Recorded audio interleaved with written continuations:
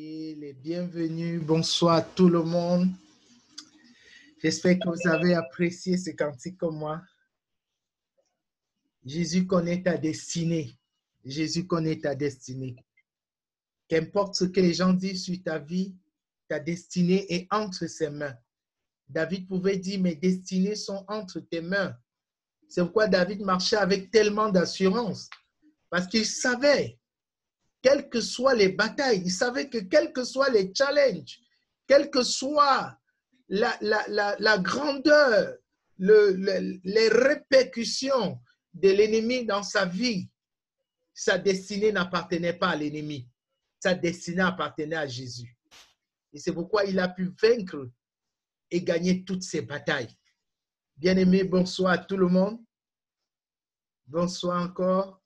Et je voudrais comme ça souhaiter la bienvenue à tout le monde et même à ceux qui vont nous rejoindre par après, parce que ce soir, nous allons immédiatement commencer déjà en priant, en recommandant ce moment entre les mains du Seigneur, qu'il en prenne le total contrôle, étant donné que nous parlons d'un thème tellement vaste. Depuis mercredi, nous sommes sur le thème des rêves, des songes, des visions. Et nous avons eu l'opportunité mercredi, de pouvoir interpréter quelques songes par la grâce du Seigneur. Et nous pensons ce soir pouvoir encore prendre quelques songes et je crois que ça pourra édifier les uns et les autres. Alors, si tu as un songe, si tu as un rêve que tu voudrais qu'on interprète, prépare-toi. Tu peux déjà écrire, j'ai un songe et je voudrais, j'ai un songe tout simplement. Et là, nous comprendrons que tu souhaites partager afin d'avoir une interprétation. Alléluia. Afin d'avoir une interprétation. Ici est la pensée du Seigneur en cette saison. Nous conduit dans cette interprétation, nous conduit dans la compréhension des rêves, des songes. Et comme je l'ai dit mercredi, bien aimé, la majeure partie de la vie d'un enfant de Dieu se passe dans ses rêves, dans ses songes. Alors, si tu n'arrives pas à maîtriser tes songes, si tu n'arrives pas à les comprendre, si tu n'arrives pas à cerner la pensée de Dieu au travers de ces songes, bien aimé, tu vas passer à côté de beaucoup de réussite. Tu vas échouer dans beaucoup de situations. Et donc, je voudrais que nous prions et que nous recommandions ces moments parce que je n'ai pas reçu de personnes qui voudraient rendre témoignage de ce que nous sommes en train de faire. Alléluia. Si quelqu'un a un témoignage, il n'a qu'à écrire ou à cliquer, lever la main et nous lui donnerons l'opportunité de rendre témoignage. Certainement par mercredi, nous avons parlé de tellement de choses et nous avons interprété tellement de choses. Certainement, ça a apporté une solution à ta vie. Certainement, ça a déclenché quelque chose. Alors, ce sera l'opportunité pour toi, dans un moment après la prière, de pouvoir comme ça partager et reconnaître la fidélité de Dieu dans ta vie et dans le processus de la délivrance de ta destinée. Alléluia.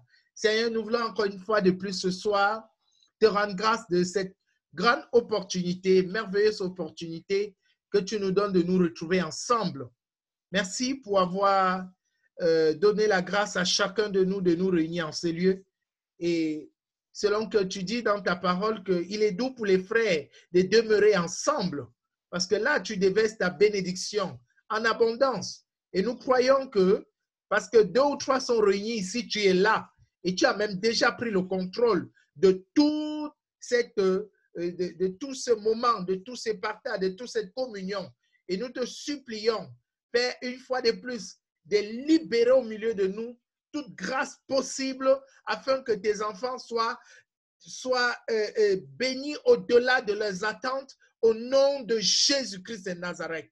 Seigneur, nous soumettons ce moment, nous soumettons nos cœurs, nous soumettons nos esprits, nous soumettons nos âmes, toute force des ténèbres voulant nuire, voulant déstabiliser, voulant mettre hors d'état de nuit, amener toutes sortes de confusion dans la vie de tes enfants ce soir. Père, par l'autorité dans le nom de Jésus, je mets cela hors de leur vie au nom de Jésus. Je soumets toute puissance partout où cela se trouve. Père, la distance n'est pas une barrière. De même qu'ils sont esprits, tu es esprit, investis leur demeure, investis leur maison, investis partout où ils sont connectés et laisse que ta délivrance rentre en place ce soir au nom de Jésus. Merci pour la grâce. Le sang de Jésus recouvre ces moments. Alors, vous êtes bénis, soyez bénis encore ce soir. Et je ne sais pas si nous avons des personnes, s'il y a des personnes qui voudraient rendre témoignage du service de mercredi, qui était un service tellement intense, tellement profond. Alléluia, nous avons appris tellement de choses. Et il est important d'en parler, il est important de rendre témoignage, de reconnaître la grâce de Dieu, la faveur de Dieu, la sagesse de Dieu dans tout ce qui s'est passé mercredi. Ceci étant, nous allons avancer. Je l'ai dit dès le début, si tu as un songe, prépare-le. Tu peux déjà dire, j'ai un songe, de manière à ce qu'à la fin de mes propos, nous pourrons te prendre pour pouvoir te donner l'opportunité comme ça de partager ton songe et également avoir une interprétation. Alléluia. Nous voulons avoir une pensée pour nous qui sommes ici au Cameroun. Vous savez, certainement, vous avez eu plein d'images dans vos téléphones, des inondations auxquelles notre ville fait front en ce moment. Ce n'est pas simplement la ville de Douala, Edéa, un peu partout. Il y a des inondations en ce moment. Donc, nous prions pour toutes les familles. Il y a une sœur en Christ, une prophétesse qui m'a appelé aujourd'hui pour me dire que de son côté, une dame a perdu son enfant dans l'eau, dans l'inondation de son côté. Et donc, il est important de prier que le Seigneur réconforte toutes ces familles. Et au-delà, depuis ce matin, dans mon quartier, nous avons des familles qui ont été totalement inondées et les voitures totalement inondées. Donc, nous ne savons pas comment ils vont dormir ce soir. Les maisons sont fraîches et c'est compliqué avec le froid. Et donc, nous voulons avoir également une pensée pour toutes ces personnes-là. Donc, même mon épouse a dû plonger dans l'eau et elle me regarde. Elle a dû plonger, son véhicule a dû caler dans l'eau. Il a fallu que j'aille la récupérer et on a dû remorquer sa voiture. Alléluia. Donc, et le Seigneur a préservé sa vie. Amen. Donc, nous bénissons le Seigneur pour cela. Alléluia. Donc, nous allons commencer. Nous allons commencer. Nous allons ouvrir notre Bible déjà. Nous allons ouvrir notre Bible dans le livre de Amos chapitre 3, le verset 7. Amos chapitre 3, le verset 7.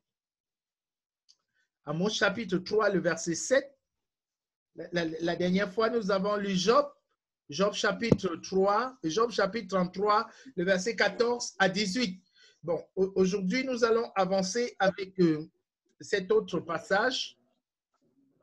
Amos chapitre 3, le verset 7. Voici ce qu'il est écrit. Et car le Seigneur, l'Éternel, ne fait rien sans avoir révélé son secret à ses serviteurs, les prophètes. Je répète, car le Seigneur, l'Éternel, s'il vous plaît, il faut fermer vos micros, ça me déstabilise. Voilà. Car le Seigneur, l'Éternel, ne fait rien sans avoir révélé son secret à ses serviteurs, les prophètes. Ça, c'est dans la version seconde. Je vais lire le même texte dans la version Semeur. Voici ce qu'il est écrit. Ainsi, le Seigneur, l'Éternel, n'accomplit rien sans avoir d'abord révélé ses plans à ses serviteurs, les prophètes.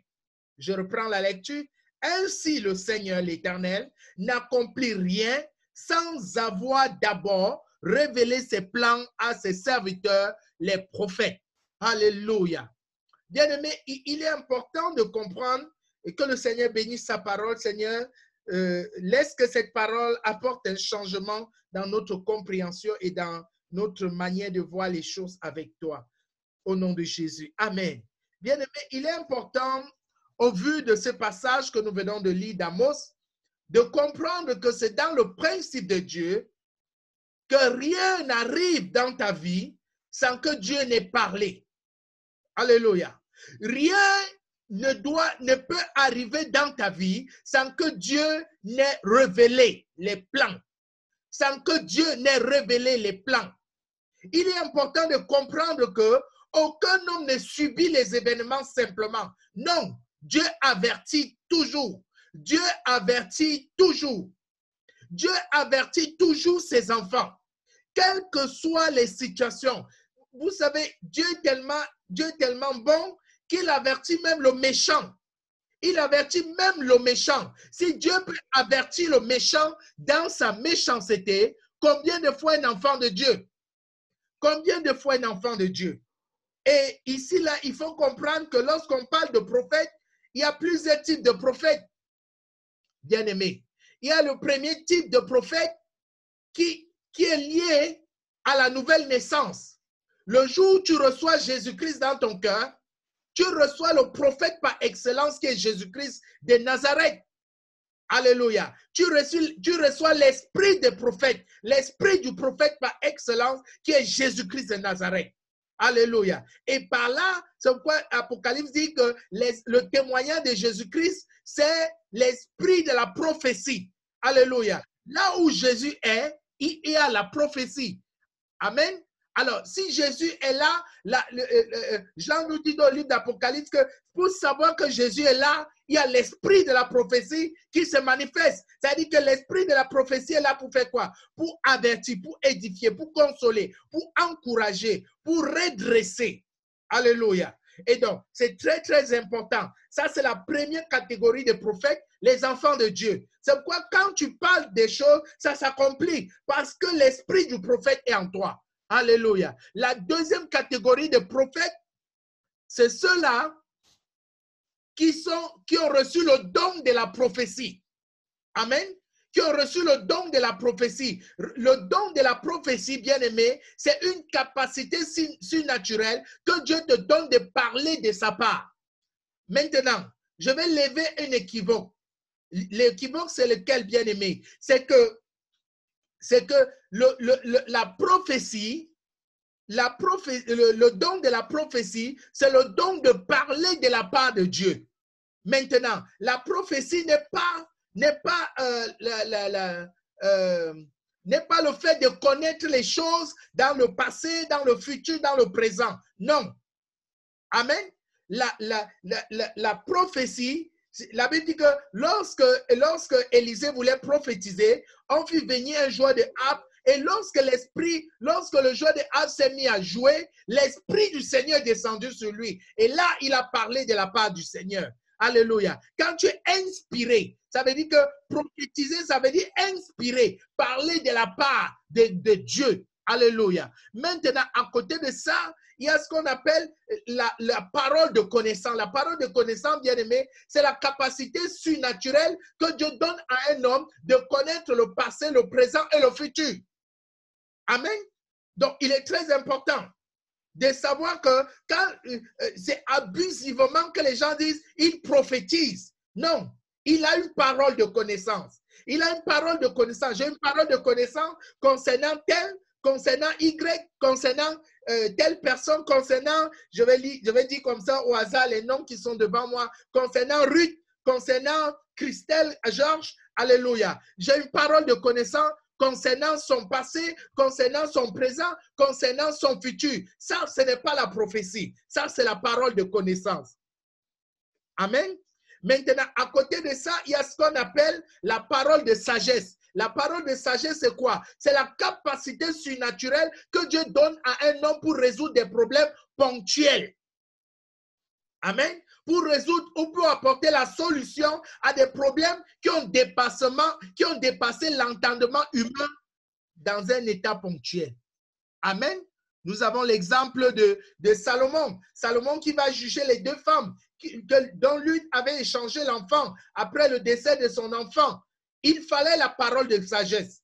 La parole de sagesse, c'est la parole là que Dieu te donne de pouvoir identifier le nœud du problème et d'apporter une solution par la sagesse de Dieu. Amen. Alors, la parole de sagesse, c'est le comment de la prophétie. C'est-à-dire que quand je prophétise dans ta vie, maintenant la question qui vient dans ton cœur, qu'est-ce que je fais? Comment je fais? C'est la parole de sagesse qui entre en jeu. C'est-à-dire que quand on prophétise, trois dons se mettent en place. Trois dons entrent en place. Amen. Le don de la prophétie, parler de la part de Dieu. Le don de parole de connaissance, avoir la révélation du passé, du présent et du futur de la personne ou bien du problème de la personne. Et la parole de sagesse pour lui donner la solution à son problème. Amen. Est-ce que quelqu'un est avec moi? Donc, vous voyez que prophétiser, ce n'est pas simplement un don de prophétie, c'est mettre trois dons Dieu fait parler trois dons en même temps. Amen. Donc, ça, c'est celui qui a le don de prophétie. Celui qui a le don de prophétie, dans ce sens-là, a besoin d'un état, a besoin d'une atmosphère pour pouvoir parler. Il a besoin. Oh, sorry. A besoin de la parole, a besoin, par exemple, d'une atmosphère. Il a besoin d'être dans un état de louange, d'un état de prière, d'un état d'adoration pour pouvoir prophétiser. Vous voyez un peu. Maintenant, par contre, le troisième niveau de la prophétie, c'est le prophète, c'est l'office prophétique. C'est celui qui marche dans l'office. Et là, vous comprenez par là que quoi? Si le ministère prophétique, celui-là on l'appelle le ministère prophétique, ça veut dire qu'il marche dans l'office, il marche dans la responsabilité de prophétiser, bien-aimé. Il marche dans la responsabilité de parler de la part de Dieu. Il n'a pas besoin d'une atmosphère. Il n'a pas besoin d'être dans un état précis. À n'importe quel moment, qu'il soit éveillé, qu'il soit endormi, qu'il marche ou qu'il s'assoie, tout ce qu'il pose comme action, bien-aimé, à ce moment, constitue une prophétie. Amen. Alors, vous allez voir ça, par exemple, dans la vie de Osée. Le prophète Osée, il va perdre sa femme et Dieu va lui dire, comme ta femme va mourir, ne pleure pas. Amen. Et quand il va perdre sa femme, effectivement, il ne va pas pleurer. Et le Seigneur va lui dire, reste tranquille, le peuple va venir à toi et quand le peuple va venir, tu prophétiseras. Amen. Vous voyez, Dieu va utiliser le décès de sa femme pour prophétiser au milieu du peuple d'Israël. Amen. Dieu va utiliser sa situation pour prophétiser. Ça veut dire que la condition du prophète est confondue à une prophétie pour le peuple. Amen. Donc, nous sommes toujours dans la révélation. Alléluia. J'essaie de vous démontrer, je vais vous montrer des choses, des états. Alors, il est important ici de comprendre que le prophète n'a pas besoin d'être, il peut même être en train de manger et il prophétise. Il peut être en train de boire, il prophétise. Il peut être en train de regarder la télévision, il prophétise. Mais celui qui a le don de prophétie, il ne peut pas manger en prophétisant. Il ne peut pas regarder la télévision en prophétisant. Il a besoin d'être dans une atmosphère. Il a besoin d'être dans un espace, dans un environnement précis pour prophétiser. Amen. Maintenant, un autre exemple. Le prophète est la maison. Amen. Le prophète, on va prendre ça sur l'image d'une maison. Le prophète est la maison. C'est-à-dire que la maison avec les chambres, le salon, la douche, etc. Maintenant, le don de prophétie, c'est une chambre. C'est une chambre. Alors, celui qui a une chambre, il ne peut opérer que dans la chambre. Il ne peut pas sortir au salon. Il ne peut pas sortir, il ne peut pas aller aux toilettes. Il ne peut pas aller à la véranda. Il ne peut pas aller dans les autres chambres parce qu'il n'a qu'un don qui n'opère que dans un espace bien précis. Amen. Par contre, celui qui a l'office puisque la maison lui appartient. Il peut entrer dans la maison, il peut sortir de la maison, il peut aller dans les chambres, il peut aller dans la douche, il peut aller partout où il veut dans la maison parce qu'il possède toute la maison. Amen. Alors, celui qui a le don de prophétie n'est pas automatiquement un prophète, mais celui qui est prophète a automatiquement le don de prophétie. Alléluia. Donc, voilà un peu, bien aimé. Voilà un peu. Maintenant, poursuivons un peu. Il est important de comprendre que Dieu, comme je l'ai dit, Dieu se révèle d'une manière ou d'une autre. Dieu se révèle par la prophétie, l'Esprit du Seigneur. Et je l'ai dit tout à l'heure, Jean le dit dans le livre d'Apocalypse, il dit que le témoignage de Jésus, c'est l'Esprit de la prophétie. Alors, si Dieu veut démontrer sa présence ce soir au milieu de nous, il doit libérer l'Esprit de la prophétie. L'Esprit de la prophétie est là pour attester que ce que nous faisons, ce que nous sommes en train de nous dire, ce que nous sommes en train de partager ne vient pas de la part d'un homme, mais vient de la part du Seigneur.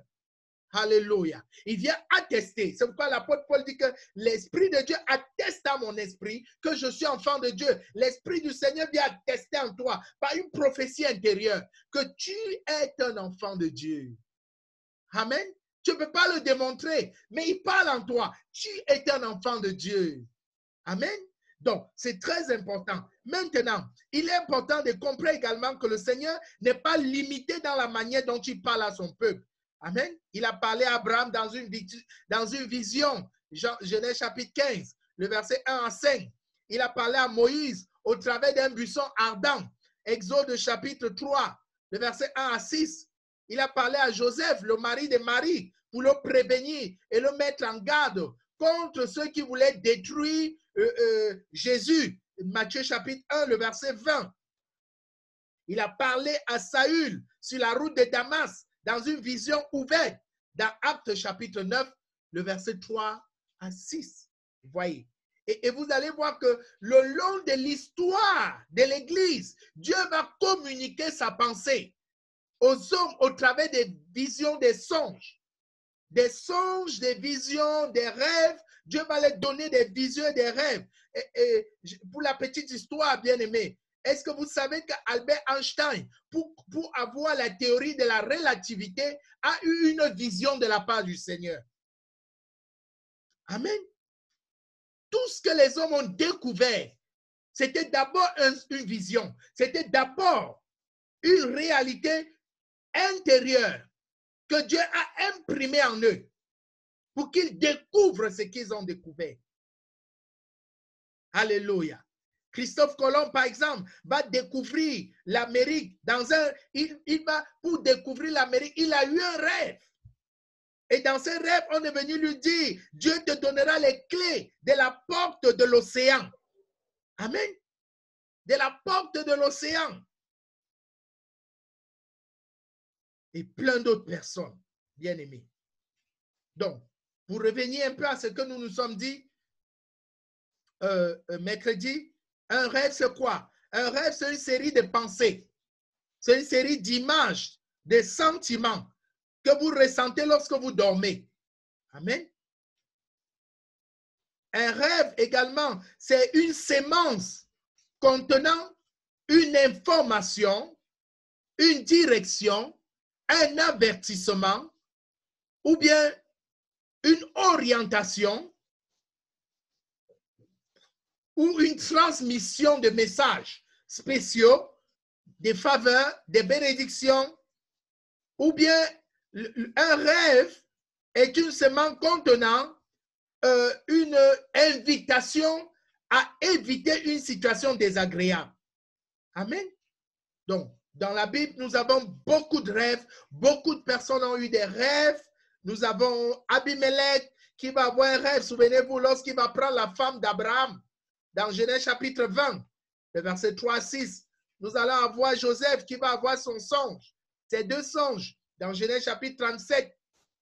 Nous allons avoir Pharaon qui va aussi avoir un songe et qui va permettre, comme ça, par son songe, à Joseph de prendre une grande ascendance en Égypte. Alléluia. Genèse chapitre 41. Le verset 15 au verset 48. Nous avons Salomon qui va avoir un songe. Notez bien que Dieu va visiter.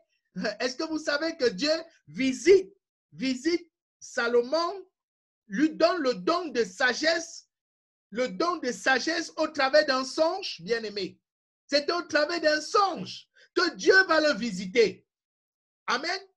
Vous pouvez constater ça dans le livre de 1 Roi chapitre 3, le verset 5 à 15. Il va avoir un songe et c'est dans ce songe que l'Éternel va lui apparaître. Et l'Éternel va lui dire, qu'est-ce que tu attends de moi? Qu'est-ce que tu veux? Et il va lui demander la sagesse. Alléluia.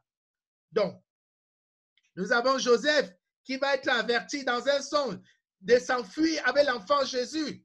Dans Matthieu chapitre 2, le verset 13 à 14. La femme de Pilate, elle aussi, qui va avoir un songe, voulant prévenir son mari de ne pas tenter quelque chose de mal contre Jésus. Dans le livre de Matthieu chapitre 27, le verset 19.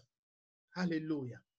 Bien-aimés. Nous voyons donc que tout le long de l'Écriture, Dieu va communiquer au travers des songes, au travers des visions à son peuple. Et ce n'est pas terminé. Si nous allons dans le livre de Joël chapitre 2, Joël chapitre 2, le verset 28, dans la version seconde, et Joël chapitre 3, le verset 1, dans la version Semeur. Il dit, après cela, moi, je répandrai mon esprit sur tout le monde. Vos fils, vos filles prophétiseront. Vos vieillards, pas des songes. Vos jeunes gens, pas des visions, recevront des révélations. Vous voyez? Et même sur les serviteurs, sur les servantes, moi, je répandrai mon esprit sur ces jours-là. Amen. Vous voyez? Dieu dit que dans les derniers temps, dans les derniers jours, il répandra son esprit. Nous sommes dans cette saison où Dieu va encore répandre son esprit au milieu de son peuple afin qu'elle soit avertie, afin qu'il soit préparé pour pouvoir se prévenir de la fin, pour savoir comment s'orienter, pour savoir comment marcher, pour savoir comment éviter les écueils et les pièges de l'ennemi. Vous voyez, il dit, je répandrai mon esprit sur toute chair. Bien aimé, quand on dit toute chair, ça veut dire chrétien ou pas chrétien. Dieu va parler. Animal ou homme, Dieu va parler sur toute chair. Tout ce qui a une chair, Dieu répandra son esprit. Alors, c'est pourquoi un enfant de Dieu doit être ouvert. Dieu peut utiliser n'importe qui pour te communiquer sa pensée. Parce qu'il est une chair. Amen. Il dit, vos fils et vos filles prophétiseront, vos vieillards auront des songes et vos jeunes gens des visions. Des visions. Il dit, même sur les serviteurs et sur les servants, dans ces jours-là, je répandrai mon esprit. Vous voyez, le plan de Dieu n'est pas fini. Ce qu'il a fait à l'Ancien Testament, il le fait encore au Nouveau Testament et il le fait encore plus. Parce qu'il répand la dernière portion de son esprit pour la fin des temps. Alléluia. Alléluia. Amen. Tu es de cette portion-là. Tu es de cette génération prophétique. Cette génération où Dieu répand son esprit avec, parce que la Bible dit, la gloire de la seconde maison sera plus grande que la première. Vous voyez, la gloire de cette seconde maison, c'est toi et moi, bien-aimés. C'est que Dieu est en train de relâcher sur nous. Même les prophètes des temps anciens n'ont pas connu ce que nous sommes en train de connaître. La Bible dit qu'ils l'ont vu de loin et ils ont rendu grâce. Ils l'ont vu de loin. Ils l'ont vu de loin. Est-ce que, regardez, comment on l'appelle? Moïse a tellement voulu vivre ce que nous sommes en train de vivre que Dieu lui a fait une promesse. Tu verras. Dieu va le prendre sur une montagne et Dieu va l'amener sur la montagne. Le Seigneur va lui dire, vois, il va lui montrer le futur. Il va lui montrer le futur. La Bible dit que Moïse avait la vue aussi perçante que celle de l'aigle. La vue aussi perçante. Il avait 150 ans. Il avait la vue aussi perçante que celle de l'aigle. Et il a vu notre saison. Et il s'est réjoui, bien-aimé. C'est la raison pour laquelle, lors de la transfiguration, Dieu va lui donner l'opportunité de poser les pieds dans notre génération. Alléluia. Ça, c'est incroyable. Moïse qui a été interdit d'entrer dans la terre promise va quand même avoir accès à l'intérieur par la grâce de Jésus. Alléluia. Donc, nous continuons. Et donc, nous avons plusieurs sources de rêves. Les rêves peuvent provenir de 3 sources. Dieu, vous voyez, Dieu, Satan, l'homme. L'homme au travers de sa chair, de son esprit. Et vous devez savoir que, vous devez comprendre que les songes qui viennent de Dieu ont une signification. Les songes qui viennent du diable ont également une autre signification. Donc, les songes qui viennent de Dieu, les rêves qui viennent de Dieu encouragent, rassurent, réconfortent, dirigent, instruisent, guident, corrigent, révèlent. C'est pourquoi vous devez toujours vous interroger. Qu'est-ce que le songe, qu'est-ce que le rêve que je viens d'avoir m'apporte? Au-delà de la crainte, de la peur que cela suscite en moi. Alléluia. Parce qu'il y a beaucoup de gens, à la fin d'une nuit, ils ont été oppressés. Quand ils se lèvent, ils ont tellement peur qu'ils oublient de comprendre qu'il y a un message pour eux à l'intérieur. Amen. Il y a un message à l'intérieur. Dieu ne parle pas pour rien. Dieu ne parle même pas des événements négatifs. Amen. Dieu ne parle même pas des circonstances négatives. Dieu parle chaque jour. Alors, ne réduisez pas la révélation de Dieu à votre peur. Ah, comme j'ai eu ces couches de nuit, vraiment c'est fini, je suis torturé. Non. Ça, c'est l'ennemi qui veut t'amener à perdre de vue le message que Dieu veut te donner à l'intérieur. Peut-être cette couche de nuit est là pour te faire réaliser que la bataille pour le mari spirituel n'est pas finie. Amen. Et que tu dois arrêter de t'endormir. Peut-être cette couche de nuit est là pour te faire comprendre que la relation que tu entretiens avec tel homme ou avec telle femme est une relation impure. Et cela favorise que ce mari spirituel de nouveau dans ta vie. Alléluia. Est-ce que quelqu'un est avec moi? Bien aimé. Donc, il est important de comprendre au-delà du caractère cauchemardesque, au-delà du caractère terrible, effrayant de certaines révélations, de certains songes que nous avons, qui y a un message à l'intérieur. Il y a toujours un message de Dieu. Il y a toujours un message de Dieu. Il y a toujours un message de Dieu. Il y a toujours un message de Dieu, bien-aimé. C'est la raison pour laquelle nous devons faire attention. Nous devons faire attention de perdre de vue ce message-là. Tellement les gens sont effrayés qu'ils ont tendance à vouloir vite, très vite oublier le songe qu'ils ont eu cette nuit-là. Parce que c'était très effrayant. Souvenez-vous, Pharaon va avoir un songe tellement effrayant qu'il va l'oublier. Et il va convoquer les devins, les sorciers de l'Égypte, pour leur dire, j'ai eu un songe, mais je ne m'en souviens plus. Mais ce songe était effrayant. Voilà quelqu'un à qui Dieu lui parle, mais il oublie son songe. Bien aimé, quand tu oublies ton songe, tu cours le risque d'être vaincu, d'être détruit par l'ennemi. Amen. Alors, et il a fallu que Joseph sorte de prison pour prier et que Dieu lui révéla ce songe et ensuite lui donna l'explication afin qu'il puisse le communiquer à Pharaon. Waouh! Vous voyez? Joseph n'était pas simplement un interprétateur de songes. C'était pas dans la maison de son père, Joseph n'était qu'un rêveur. Mais dans la maison de Pharaon, il était un interprétateur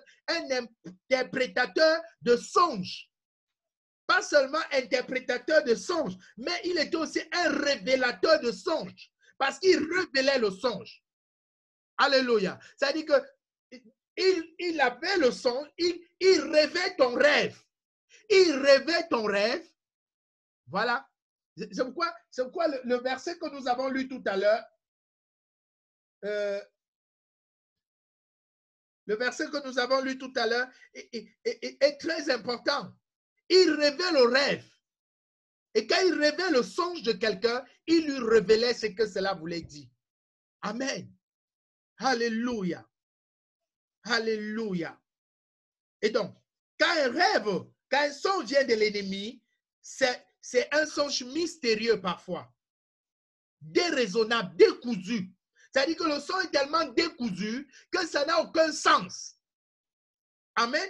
C'est tellement découpé en morceaux que si tu le ramènes ensemble, bien aimé, ce sera tordu.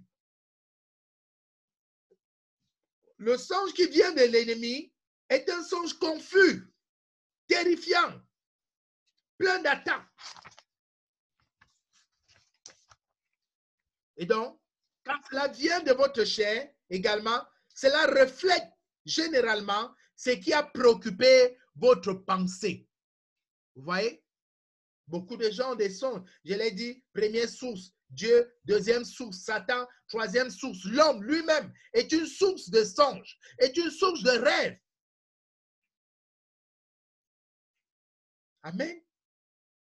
Ecclésiaste nous le dit d'ailleurs. Il dit que beaucoup de songes naissent de la multitude des préoccupations du cœur, de la multitude des préoccupations de notre cœur.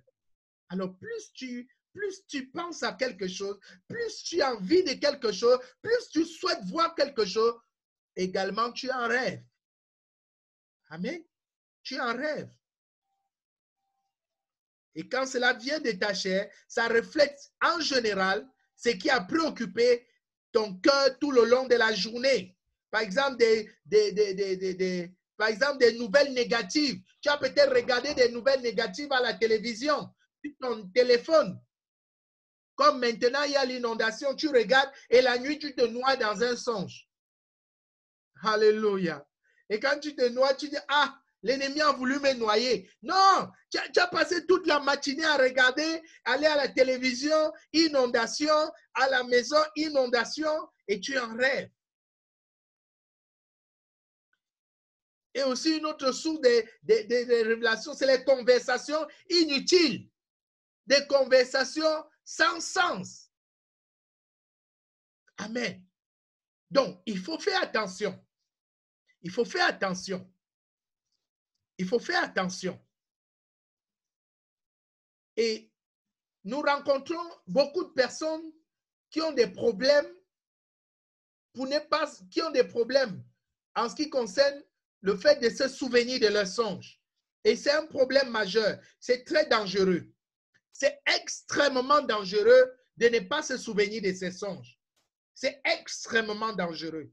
Bien aimé, si vous sentez que vous ne rêvez pas du tout, il y a des gens qui croient qu'ils ne rêvent pas. Vous allez les entendre, ils vont dire, ah, moi, je ne rêve jamais. Je ne rêve jamais. Ce n'est pas possible. Je l'ai expliqué la dernière fois.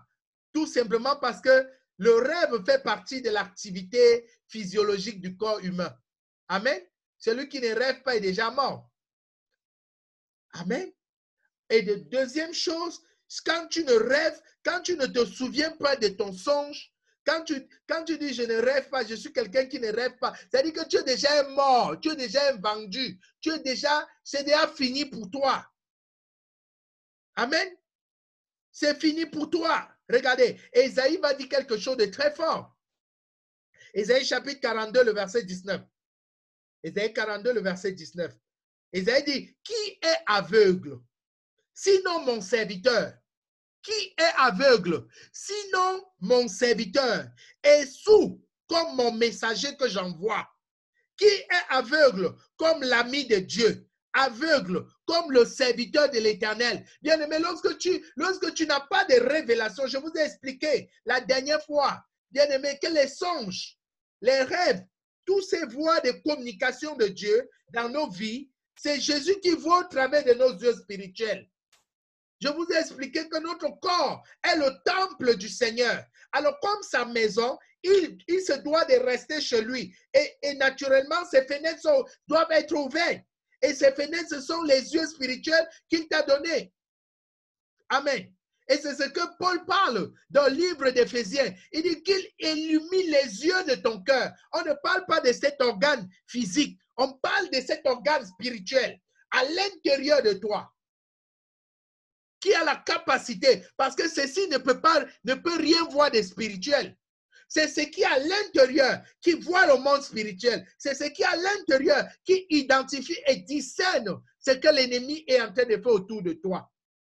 Amen. Et ce sont ces yeux-là que lorsque tu es au coucher, lorsque tu dors, ces yeux-là s'activent et commencent à vivre des choses, et commencent à voir des choses, et commencent à vivre des choses.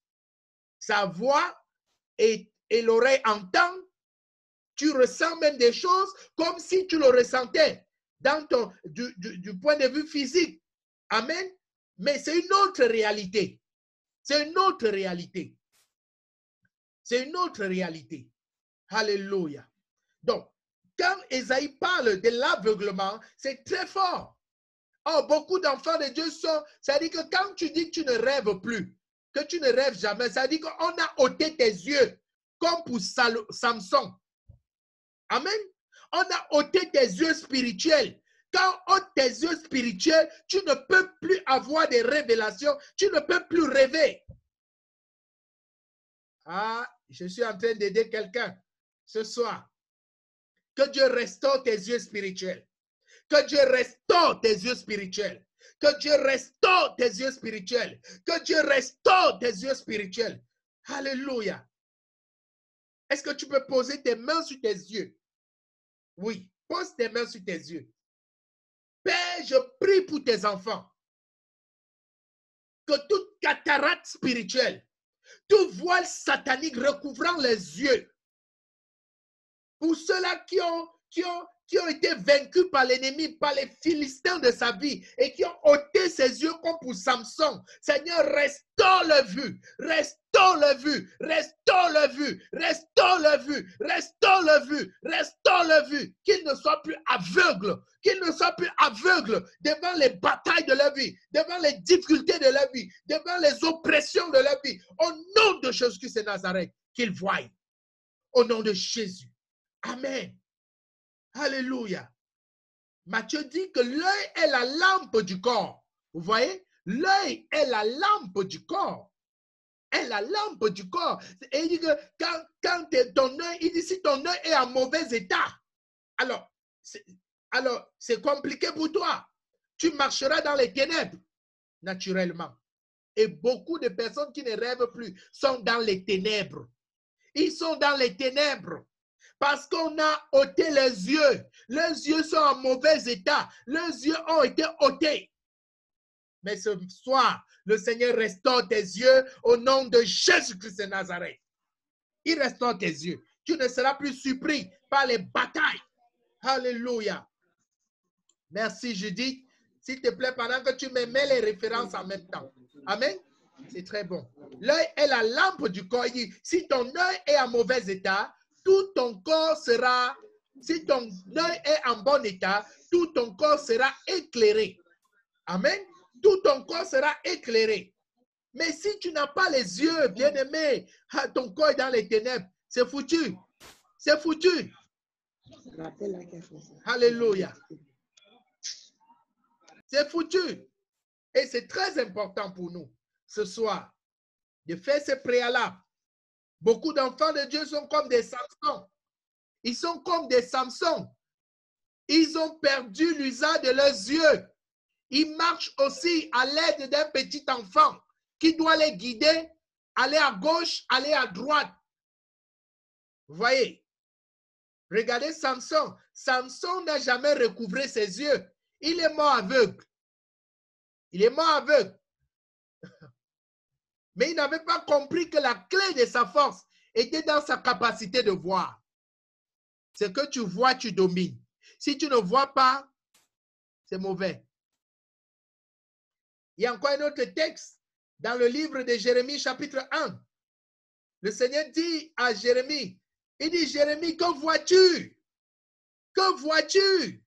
Notez très bien. Il dit, que vois-tu? Jérémie dit, je vois un chaudron renversé en direction du nord. Et Dieu répond à Jérémie. Il dit, Jérémie, tu as bien vu. Tu as bien vu. Ça veut dire que quoi, bien-aimé? Il ne suffit pas seulement de voir. Il faut bien voir. Amen. Il y a des gens qui voient flou. Comme cet homme que Jésus va guérir à Bethsaïda. Il va le sortir de la ville. Et il va voir les hommes comme les arbres. Amen. Il y a des enfants de Dieu qui voient, qui ont des révélations comme les arbres. Ils ne voient pas propre. C'est comme les arbres. C'est pourquoi ils sont toujours confus dans leurs révélations. Ils sont toujours confus dans leurs visions, dans leurs songes. Alléluia. Ils sont toujours confus parce qu'ils ne voient pas clair, ils ne voient pas bien. Ils voient comme des arbres. Alléluia. L'Éternel me dit, tu as bien vu, car je veille sur ma parole pour l'exécuter. Alléluia. Ah oui, Jérémie chapitre 1, le verset 11 à 12. Amen. C'est très important, bien-aimé. C'est très important. C'est très important. Il ne suffit pas simplement de voir. Il faut voir clair. Il faut voir propre. Il y a des gens que les vues s'améliorent pendant qu'ils avancent dans la marche avec le Seigneur. Souvenez-vous, les lépreux, les dix aveugles qui vont les 10 lépreux qui vont venir vers, c'était les aveugles. Jésus va leur dire, allez vous laver aux eaux de Siloé. La Bible dit, pendant qu'ils allaient, ils ont été guéris. Pendant qu'ils allaient, ils ont recouvré l'usage de leurs yeux. Alléluia. Ils ont recouvré l'usage de leurs yeux, bien-aimés. Vous voyez, cet homme dit, j'aperçois les hommes, mais j'en vois comme des arbres. Regardez, il voyait les hommes comme les arbres. Est-ce qu'un homme est un arbre? C'est pourquoi beaucoup de personnes qui opèrent sur les dons prophétiques voient souvent comme des arbres, voient les hommes comme des arbres. Et c'est pourquoi c'est toujours confus. C'est pourquoi tu dois prier comme l'apôtre Paul. Oui, l'excellence dans les révélations. Seigneur, donne-moi l'excellence dans les révélations. Donne-moi de voir clairement. Donne-moi de voir proprement. Donne-moi de voir avec détail, distinctement, au nom de Jésus-Christ de Nazareth.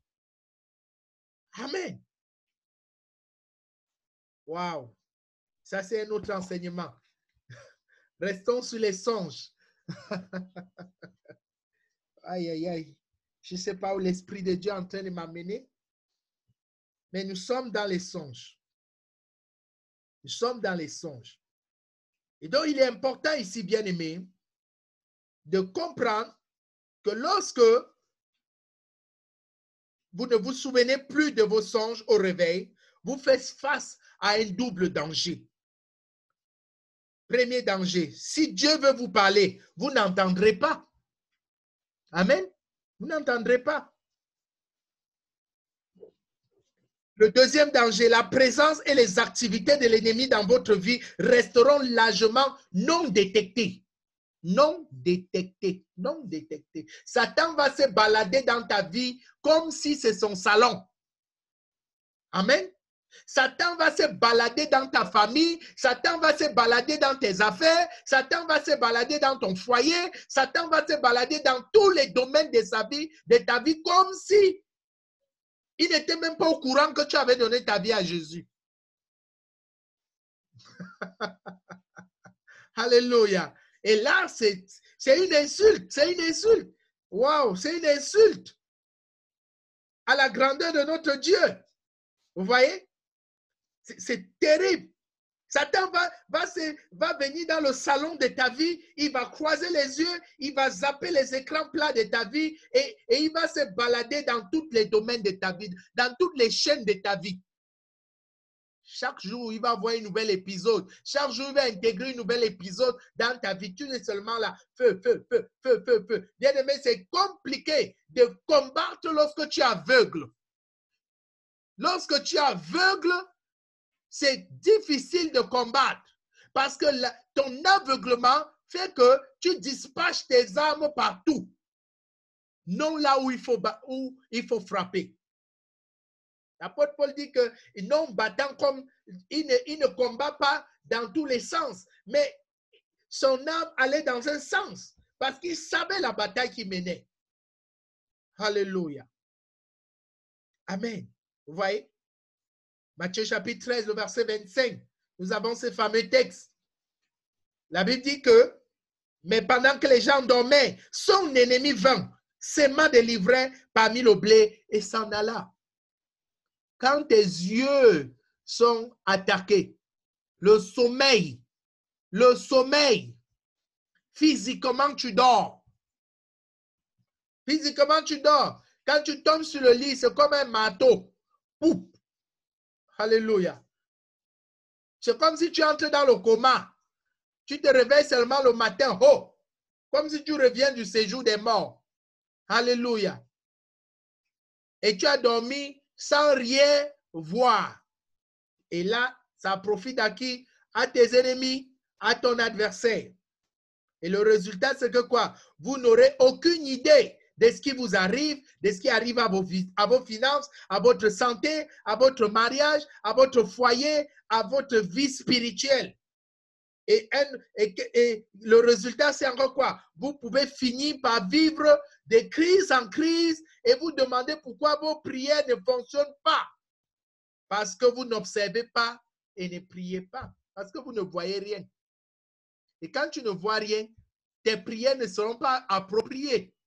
Tes prières ne seront pas les mieux orientées. Alléluia. Et donc, comment gérer cela? Comment gérer ça? C'est une bonne question. Comment gérer ça? Il faut prier très régulièrement pour vous souvenir et comprendre vos rêves. Il faut prier très régulièrement. Amen. Très régulièrement. Il y a des gens qui ne prient que le jour qu'ils ont une couche de nuit. Amen. Ah oui. Il y en a qui prient le jour où ils mangent.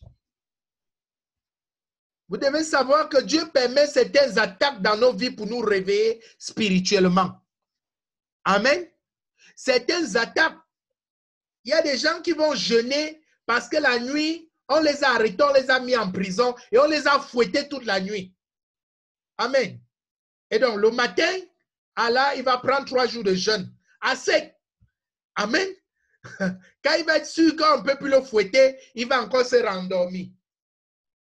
Amen. Alors, de temps en temps, pour que tu ne t'endormes pas, Dieu permet une incursion de tes ennemis dans un domaine de ta vie.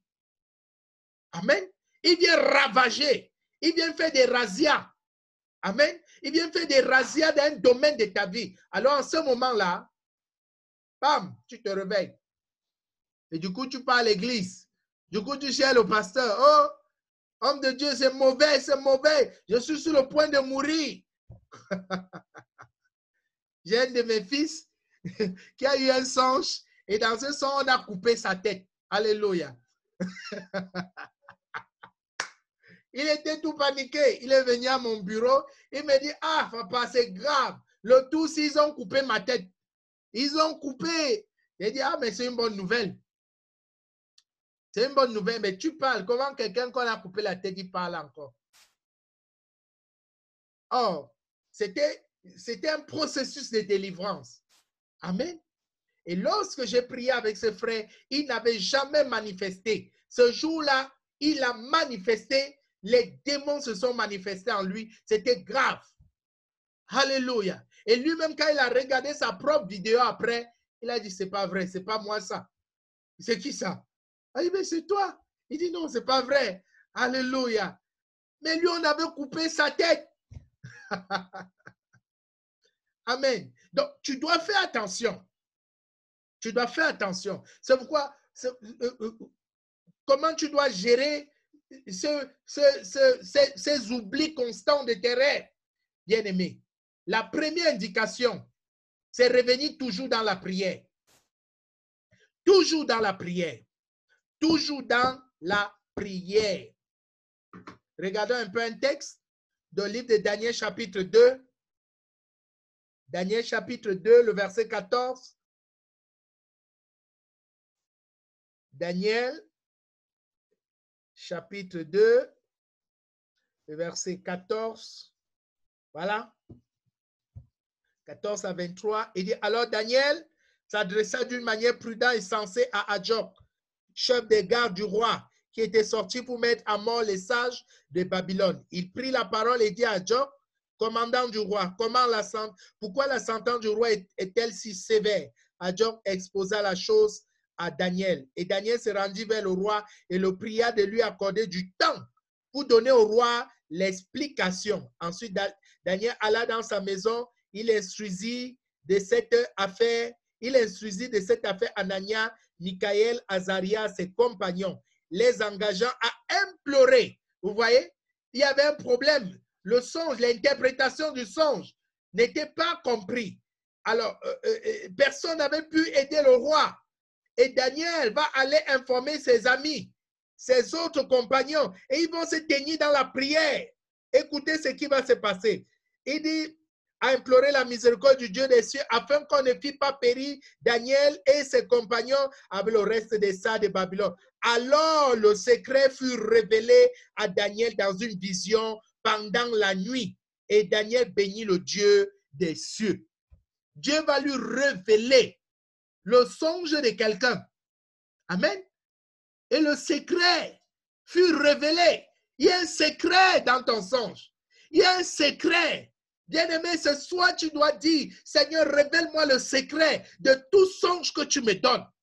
Révèle-moi le secret. Est-ce que tu peux ouvrir ta bouche et prier là où tu es? Seigneur, révèle-moi le secret. Seigneur, révèle-moi le secret. Je veux comprendre le secret de ce songe que tu m'as donné.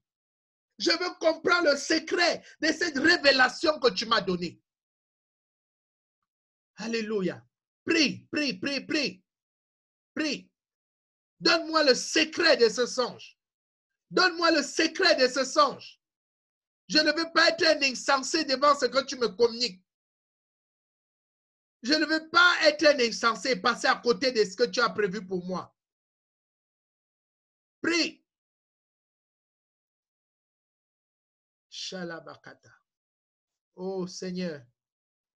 Oh Seigneur. Accorde-nous la grâce. Accorde-nous la grâce. Accorde-nous la grâce. Le secret. Donne-nous le secret. Donne-nous le secret. Donne-nous le secret. Donne-nous le secret. Donne-nous le secret. Donne-nous le secret. Donne-nous le secret. Bien-aimés, vous voyez donc qu'il y a un secret. Allons-y un peu dans le livre de Matthieu. Matthieu chapitre 7. Matthieu chapitre 7. Matthieu chapitre 7. Voilà le verset 7 à 11. Vous connaissez parfaitement ce passage. Il dit, demandez et l'on vous donnera. Amen. Vous devez toujours demander dans la prière. Dans la prière, Seigneur, je ne me souviens pas. Mais je sais que tu m'as montré quelque chose. Révèle-moi de nouveau. Amen. Demandez, l'on vous donnera. Cherchez, vous trouverez. Frappez, l'on vous ouvrira. Car quiconque demande reçoit, et celui qui cherche trouve, et l'on ouvre à celui qui frappe. Amen. C'est très important. Arrêtons-nous là. Et donc, et il faut beaucoup prier en esprit. Ceux qui parlent en langue, tu dois beaucoup prier en langue. Au moins 1 heure par jour. Amen. Au moins 1 heure. Amen. Je me souviens, j'avais, quand nous étions encore, nous travaillions au pied de certains de nos papas. J'avais un autre papa, un de mes pasteurs, et nous prions en langue avec lui. Nous prions en langue de 9 heures du matin à 18 heures du soir. Amen. Sans arrêt. Sans arrêt. Et nous parlions tellement en langue que même lorsque tu allais aux toilettes, tu devais continuer à parler en langue pendant que tu allais aux toilettes. Alléluia. Tu ne t'arrêtais pas. Et ça nous a été tellement bénéfique. Ça a été un des moments où Dieu a imparti beaucoup de dons dans beaucoup de nos vies. Dans beaucoup de nous qui étions à ses côtés. Alléluia. Donc, il faut beaucoup parler en langue. La Bible dit, celui qui parle en langue s'édifie soi-même. Amen. Il parle le langage du ciel. 1 Corinthiens chapitre 14, le verset 2. Alléluia. Alléluia. Alors, si tu ne parles pas en langue, tu dois demander que le Seigneur te baptise du parler en langue. Alléluia. Qu'il te baptise du Saint-Esprit et il te donnera la capacité de parler. Amen. Ensuite, un autre point, comment gérer cela? Déployer les anges de Dieu pour qu'ils travaillent en votre nom. Amen. Déployer les anges de Dieu pour qu'ils travaillent en votre nom. Matthieu chapitre 13, le verset 25. Amen. Nous avons lu ça tout à l'heure. Ensuite, brisez l'emprise des voleurs de rêves sataniques dans votre vie. Amen. Vous devez briser l'emprise des voleurs sataniques dans vos vies. Quand tu oublies tes songes, quand tu ne t'en souviens pas, ça veut dire que l'ennemi a volé. L'ennemi a réussi à voler. Vous savez, c'est ce que j'aime chez les Européens, c'est qu'ils trouvent à donner le nom à tout. Amen. Ils donnent le nom à tout. Et les Européens ont donné le nom à l'esprit qui fait en sorte que beaucoup de gens oublient leurs songes. Et ils appellent cela, voilà, on raconte ça comme une histoire aux enfants en Europe avant qu'ils s'endorment. On l'appelle le marchand de sable. Amen. Le marchand de sable. Le marchand de sable. C'est-à-dire que le marchand de sable, c'est un esprit qui vient très tôt, au lever du jour. Et il asperge le sable sur ton songe, de manière à ce que ça devienne décousu dans un premier sens, ça s'oublie dans un deuxième sens, et dans un troisième sens, ça n'existe même plus. Amen. Alors, il faut faire beaucoup attention. C'est pourquoi il faut déployer les anges. Pour qu'ils travaillent à ton nom, il faut briser l'emprise des rêves, des voleurs des rêves sataniques dans ta vie. Genèse chapitre 37, verset 20. Ensuite, il faut une autre chose très importante, bien-aimé. Il faut prendre le repas du Seigneur de manière quotidienne, de manière constante. Amen. Alléluia. Il faut prendre le repas du Seigneur. Ensuite, il faut confesser la parole de Dieu. Et si tu le peux, il faut toujours avoir un journal de tes rêves. Amen. Il faut avoir un journal de tes rêves. C'est très important. Un journal de tes rêves. Amen. Donc, je vais clôturer dans une minute. Ceux qui ont des songes, tu n'as qu'à écrire « j'ai un songe ». Juste en bas, là où c'est écrit « converser », et nous te donnerons l'opportunité de partager ton songe. Ne clique pas, écris en bas, écris. Il y a la partie « converser », écrit. Voilà. Donc, bien aimé. Voici des songes qui ont des graves implications dans nos vies, bien aimés. Il y a des songes qui ont des implications compliquées. Voici quelques songes qui ont des implications vraiment dangereuses. Lorsque vous revenez à votre enfance ou à vos anciennes écoles, ce sont des songes qui ont une incidence très dangereuse et qu'il faut prendre extrêmement au sérieux. Amen. Ensuite, il y a des songes dans lesquels les portes se ferment ou vous êtes dans une file d'attente et jusque lorsque c'est vous, les portes se ferment ou bien le rêve s'arrête. Au moment où c'est à votre tour d'être servi ou d'entrer ou de prendre possession, vous vous réveillez. C'est pas bon. Amen. C'est pas bon. Cela exprime une entrave, une stagnation. Et il y a également le songe dans lequel bien aimé, les époux manquent, un des époux manque dans le rêve. Amen. C'est-à-dire que quoi? C'est-à-dire que tu te retrouves le jour de ton mariage, mais ton partenaire n'est pas là. Amen. Ton partenaire soit n'est pas là, soit son visage n'est pas découvert. Amen. Son visage n'est pas découvert. Amen. Alors, il faut faire très attention à ce type de rêve. Il y a également cet autre rêve, bien aimé.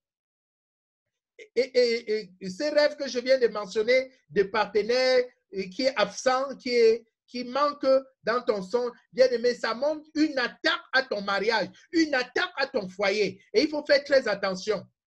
Amen. Il faut faire très attention. Et également, ce sont dans lesquels les gens perdent leurs chaussures. Lorsque vous perdez votre chaussure dans un rêve, ce n'est pas bon. Parce que les chaussures représentent ta détermination, ton zèle. Amen. Les chaussures représentent ton zèle, ta détermination, ton engagement. Et les chaussures représentent également une alliance. Amen. Dans le livre de Ruth, Boaz va sceller l'alliance de son mariage avec les chaussures. Amen. Donc, vous voyez que c'est une alliance dans Ruth chapitre 2. Amen. Donc, c'est très important. Lorsque vous perdez une de vos chaussures, c'est un échec conjugal qui se profile à l'horizon. C'est un échec conjugal. C'est un échec d'un domaine important de ta vie, d'un domaine majeur de ta vie. Amen. Maintenant, lorsque vous vous retrouvez dans un songe au milieu d'une multitude de mouches, amen, ça veut dire qu'il y a un plan de l'ennemi pour te détruire, pour vous détruire. Et vous devez faire attention. Parce que les mouches sont des démons. Souvenez-vous, Belzébuth veut dire le prince des mouches. Amen. Belzébuth, ça veut dire le prince des mouches. Et il est important de comprendre que la mouche n'est pas une mouche simplement. Non, c'est un démon. Alléluia. Alléluia. Également, il y a des gens qui ont des songes où ils ont des œufs dans des rêves. Je reçois des personnes qui me disent ils ont des songes où on leur a donné des œufs, où ils avaient des œufs dans les mains et ils ne comprenaient pas ce qui se passait. Bien aimé, ça veut dire plusieurs choses. Première chose, ça veut parler d'une opportunité délicate qui va vous arriver et qui exige beaucoup de sagesse et une grande prudence. Parce que ce sont des œufs. Amen. Ce sont des œufs. Dans un deuxième sens, les œufs ici représentent les enfants, la progéniture. Ta progéniture. Maintenant, il faut comprendre dans quel sens ça se retrouve. Peut-être c'est une progéniture qui n'est pas correcte. Peut-être, maintenant, ça dépendra dans quel sens les œufs se sont retrouvés. Amen. Dans un autre sens, les œufs également représentent les personnes aussi se retrouvent dans d'autres songes où ils portent des habits en lambeaux, des habits débraillés. Amen. C'est un symbole de pauvreté et de jugement. Et vous devez faire attention à ça. Il y a des gens qui se retrouvent dans leurs songes. Ils sont nus. Alléluia. Ils sont nus. Lorsque tu as un son où tu es nu, où tu es à moitié nu, bien aimé, c'est un signe qu'une grande honte est sur le point de s'abattre sur toi. Amen. Une grande honte une grande humiliation est sur le point de s'abattre sur toi. Et tu dois faire attention. Alléluia. Voilà, je suis comme ça en train d'interpréter même déjà les sons de plusieurs au milieu de nous. Alléluia. Il y a des personnes qui ont des songes où ils perdent leur diplôme. Amen. Ils perdent leur diplôme. Bien-aimés, vous devez savoir que tout ce que vous avez sur le plan physique a son corollaire sur le plan spirituel. Amen. A son corollaire sur le plan spirituel. Et lorsque vous la perdez spirituellement, vous perdez sa substance, sa valeur intrinsèque, sa valeur divine, la capacité surnaturelle que Dieu affecte à ce que tu as comme diplôme. Amen. C'est la raison pour laquelle si tu peux avoir des diplômes, si la main de Dieu n'est pas là, tu ne peux pas avoir du boulot. Est-ce que je parle à quelqu'un? Amen. Alléluia.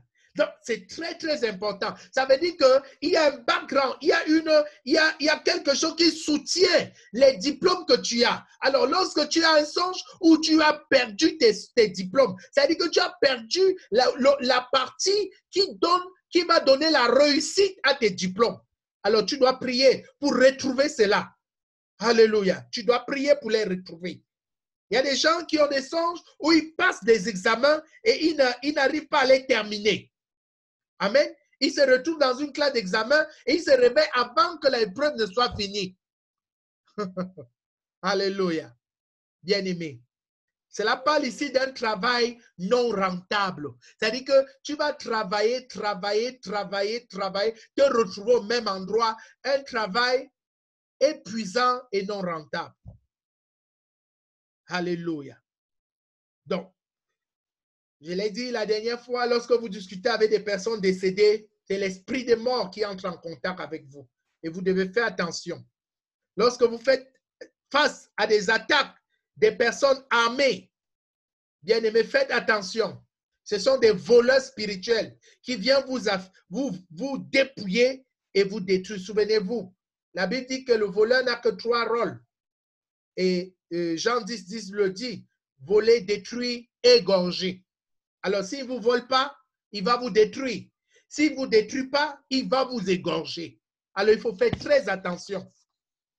Un voleur ne peut pas arriver dans la vie de quelqu'un et il n'accomplit pas l'une de ces 3 actions. Et vous devez faire attention. Parfois, vous croyez qu'il n'a pas volé, mais l'action qu'il a posée va vous détruire demain. Amen. Alléluia. Maintenant, il y a des gens qui ont des occurrences dans leurs songes. Ça veut dire que quoi? Qui ont des récurrences dans leurs songes. C'est-à-dire que le son revient plusieurs fois. Lorsque votre son revient plusieurs fois, faites attention. Faites très, très attention. Joseph a dit à Pharaon quelque chose de très important. Joseph a dit à Pharaon, si Pharaon a vu le son se répéter une seconde fois, c'est que cette chose est arrêtée de la part de l'Éternel et il se hâtera de l'exécuter. Amen. Joseph le dit à Pharaon. Alors, ça veut dire que lorsque ton songe se répète 2, 3 fois, fais attention. Ça veut dire que cette chose est scellée. Et cette chose est sur le point de s'accomplir dans ta vie négativement. Amen. Alors, faites très attention. Il y a des gens qui ont des songes où ils se retrouvent, ils sont en robe de mariée, ils sont pourtant mariés. Ils sont déjà mariés, mais ils se retrouvent comme le jour de leur mariage. Ça veut dire qu'il y a une incidence à votre projet de mariage, à votre foyer. Ça veut dire que Dieu est en train de t'indiquer que le trouble que tu es en train de vivre dans ton foyer en ce moment a été planté le jour de ton mariage. Amen. Voilà. Je vais comme ça rapidement, je ramasse comme ça rapidement pour donner l'opportunité à ceux qui doivent partager leurs songes de pouvoir le faire. Ensuite, il y a les gens qui ont également des songes où ils se retrouvent dans des embouteillages. Vous voyez? C'est-à-dire qu'ils sont en train de conduire dans leur voiture, dans un rêve, et dans le rêve, ils se retrouvent dans un embouteillage et ils se réveillent sans sortir de l'embouteillage. Bien aimé, cela symbolise quoi? Un plan majeur de l'ennemi pour vous empêcher d'obtenir ce que Dieu veut vous donner. Amen. Alors, il place, parce que l'embouteillage, c'est comme un embargo. Amen. C'est un blocage. Et il faut faire attention. Alors là, tu dois te lever dans la prière et prendre ça vraiment au sérieux. Alléluia. Bien-aimé. Voilà un peu quelques songes que j'avais en ma connaissance et que je voulais partager avec vous. Et je crois que vous avez été bénis. Amen. Est-ce qu'on peut acclamer pour le Seigneur? Alléluia. Wow. Amen. Alors, si tu as un songe, voilà, nous avons 2 songes, 2 personnes qui vont partager leur songe dans 1 minute et nous allons les écouter pour pouvoir apporter une explication. Et pendant que nous allons expliquer, certainement ça te bénira toi aussi. Alléluia. Certainement ça te bénira. Alors, écoute aussi et peut-être au travers de leurs songes, l'Esprit de Dieu nous conduira encore à relever d'autres choses tout autour. Amen. Que le Seigneur vous bénisse. Voilà. Nous allons écouter un cantique pendant que je souffle encore. Je souffle juste 1 minute. Alléluia. Wow. Merci Jésus. Merci Jésus.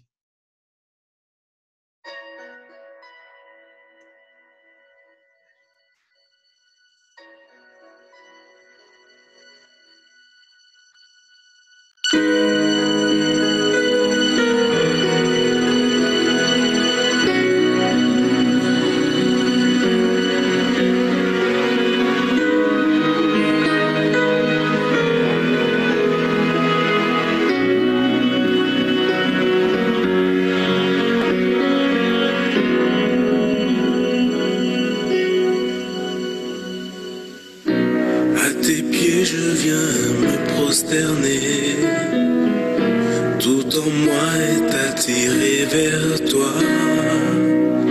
Je me présente devant ton saint trône.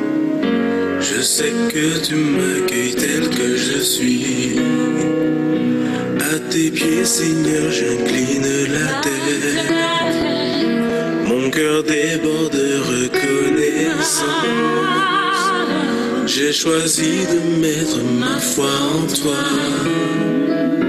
Tu es mon rocher et ma forteresse. Chaque jour,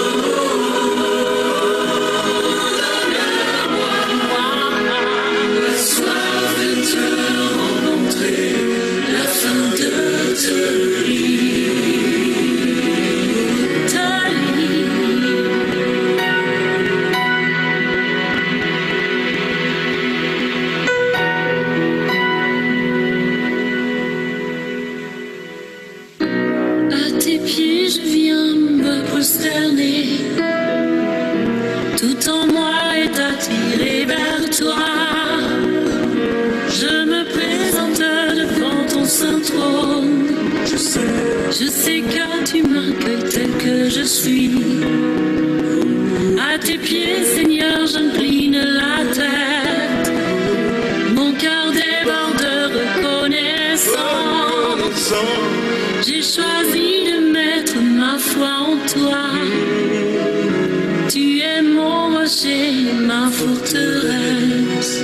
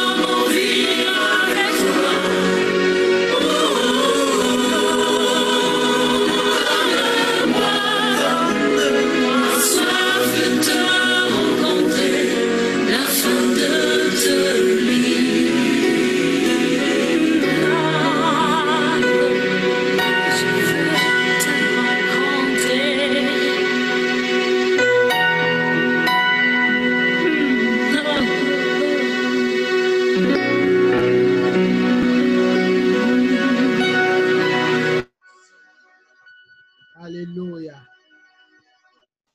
Voilà, nous revenons. Et ceci pour interpréter les différents songes que nous avons reçus. Amen. J'ai dit, il faut écrire. Il faut écrire à côté. Vous levez la main, écrivez, j'ai un songe. Voilà. C'est pas. OK, nous allons donner la parole à Christelle Georges, maman Christelle Georges, qui a un songe. Alléluia. Voilà. Voilà, tu as la parole. Tu peux ouvrir ton micro et partager. Nous t'écoutons.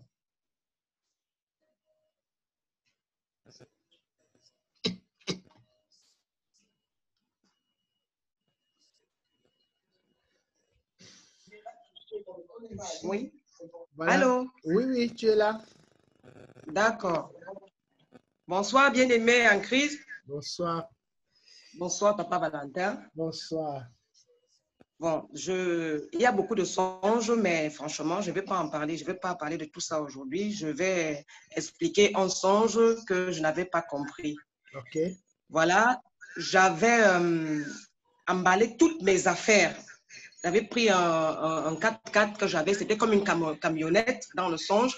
J'ai emballé toutes les affaires que j'avais, toutes les valises, tout. Et je me suis, dans le rêve, mise à conduire moi-même ma camionnette. Je conduisais. Et devant moi, il y avait un énorme pont.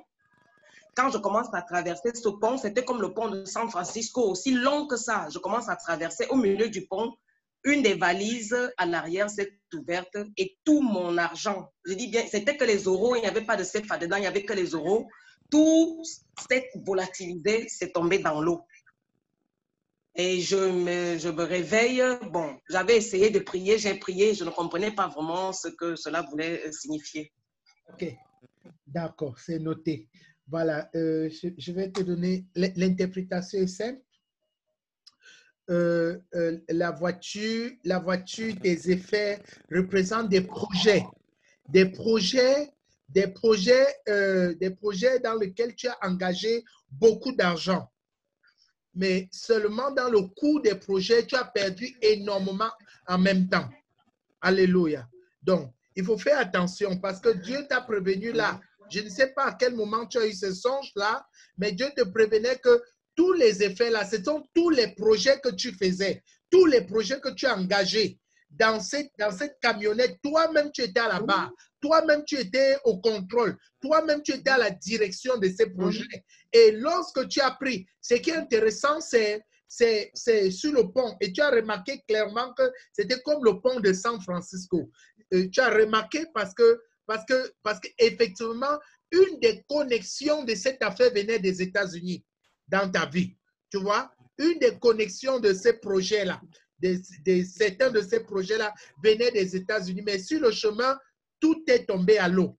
Amen. Donc, il faut faire attention à tes projets dorénavant. Dieu t'interpelle ici à lui donner la première place, le volant de tes projets. Le volant de tes projets et à lui confier la direction pour qu'il te conduise à bon port. Tu comprends? Amen. Que le Seigneur te bénisse. Amen. Voilà. Nous allons continuer avec voilà, Ibrahim. Ibrahim, tu as la parole. Tu ouvres ton micro et nous t'écoutons. Bonsoir, peuple de Dieu. Bonsoir. Bonsoir, Papa Valentin. Bonsoir, bonsoir. Merci pour vos enseignements et pour vos prières. Amen. Mon songe, avant le songe, il y a 5 ans, il y a la fille d'un oncle qui était décédé, le mari à ma tante. Et je lui avais envoyé 50 000 francs pour participer au deuil. Il y a 1 mois, il a appelé toute la famille, des tantes, tout le monde pour dire qu'il va rembourser les 50 000 francs que je lui avais envoyés. Parce qu'on raconte partout que j'avais participé à son deuil et tout ça. Et puis voilà, lui, ça l'agace, il rembourse cet argent. Donc il a fait un Orange Money à ma tante, comme quoi qu'elle soit témoin qu'il a remboursé cet argent. J'ai dit à ma tante de prendre cet argent et de faire ce qu'elle voulait avec. Et il y a 2 semaines, j'ai rêvé qu'il vendait des trucs et je lui ai amené des clients pour acheter ce qu'il vendait. Après, il m'a appelé, il m'a donné de l'argent en billet, comme quoi pour me remercier pour ce que j'ai fait. Et je devais voyager deux jours après. Et d'un coup, mes cartes de crédit ne passent plus, même mon carte ticket resto, rien ne marchait. Je ne pouvais plus avoir d'espèces. Voilà. Donc, je ne sais pas ce que cela voulait dire. C'était toujours dans le songe que tes cartes de crédit ne passaient plus? Non, c'était dans la réalité. Plus dans les songes. Voilà. Okay. Après le songe, 2 jours après, 3 jours après, je devais voyager et mes cartes de crédit ne passaient plus, aucune des cartes. Ok, ok. Bon, j'ai une question, hein. J'ai 2 questions comme ça. est-ce que tu t'es retrouvé dans l'accusation qu'il a fait d'avoir parlé de l'aide que tu lui avais apportée? Bah, il accusait que je suis allé raconter partout, ce que je n'ai pas fait. Voilà. Déjà, quand il a reçu cet argent, c'est lui-même qui racontait à tout le monde, voilà, Ibrahim m'a envoyé l'argent pour donner ma fille, c'est bien. OK. C'est un enfant qu'on a vu grandir, voilà. C'est OK. une bonne chose. Voilà, la deuxième question que j'ai envie de te poser, est-ce que ces plaintes qu'il a fait t'ont embêté? Et Ça t'ont m'a embêté préoccupé? parce que 5 ans après, je ne comprenais pas où ça sortait, ces histoires-là. Ça OK. faisait quand même 5 ans que l'enfant est décédé, 2015. OK. OK. OK. Donc, après que tu aies eu ce songe où il t'a remis de l'argent en te félicitant, après ça, tu as eu une série d'événements négatifs financièrement. C'est ça, n'est-ce pas? Oui. Voilà. OK. Bon, c'est vrai que le songe ne donne pas assez d'éléments pour apprécier la situation et pour relier les faits, pour relier ce que tu as vécu sur le plan physique et ce que tu as vécu sur le plan spirituel. Mais je voudrais t'interpeller à aller plus loin dans la recherche de la solution parce que c'est trop facile après cet incident parce que je voudrais te dire que le diable a l'historique des malentendus de nos familles. Tu comprends? Le diable a l'historique des malentendus de nos familles et parfois il surfe sur ça pour nous induire en erreur. C'est-à-dire qu'il nous présente des faux comment on dit ça, des faux appâts. Des faux appâts et nous sommes concentrés sur ça. Il continue à travailler de l'autre côté pour que nous perdons de vue ce qu'il est en train de faire, ce qu'il est en train de vouloir faire. Tu comprends? Bon, et dans ton songe, j'ai plutôt la forte impression dans mon esprit que ce mari de ta tante n'est qu'un faux appât.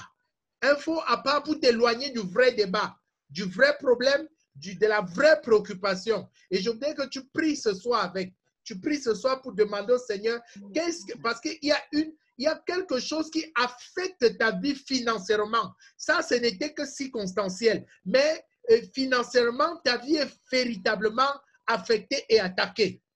Tu comprends? Alors, tu as besoin et tu fais face à beaucoup de réclamations financières autour de toi. Alors, il faut que tu pries. Il faut que tu pries pour avoir la source de ce problème. Tu comprends? Donc, cet oncle-là, ce bel oncle, n'est pas la cause de ce problème. La cause est plus en profondeur. Et cette cause-là, je voudrais t'inviter à aller profondément à cet endroit-là, aller plus en profondeur dans la prière et le Seigneur te révélera clairement qu'est-ce qui s'est passé pour que tu vives, pas seulement à ce moment-là, mais aujourd'hui, depuis ce moment, avant ce moment, depuis ce moment et maintenant aussi dans ta vie. Tu comprends? Parce que ce que je perçois dans mon esprit, c'est que financièrement, tu connais une descente à une certaine période. Il y a une période où les choses commencent à vraiment dégringoler. Et après, tu dois recommencer à remonter la pente. Tu dois recommencer à remonter la pente. Et donc, faisons gaffe. Que le Seigneur te bénisse. Amen. OK. Merci, papa. Amen. À tout à l'heure, je prends encore Judith Nana. Judith Nana, tu ouvres ton micro.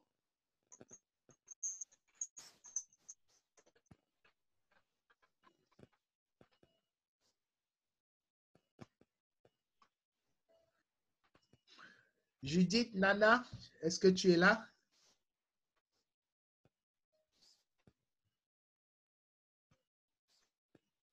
OK. OK, parle. Vas-y.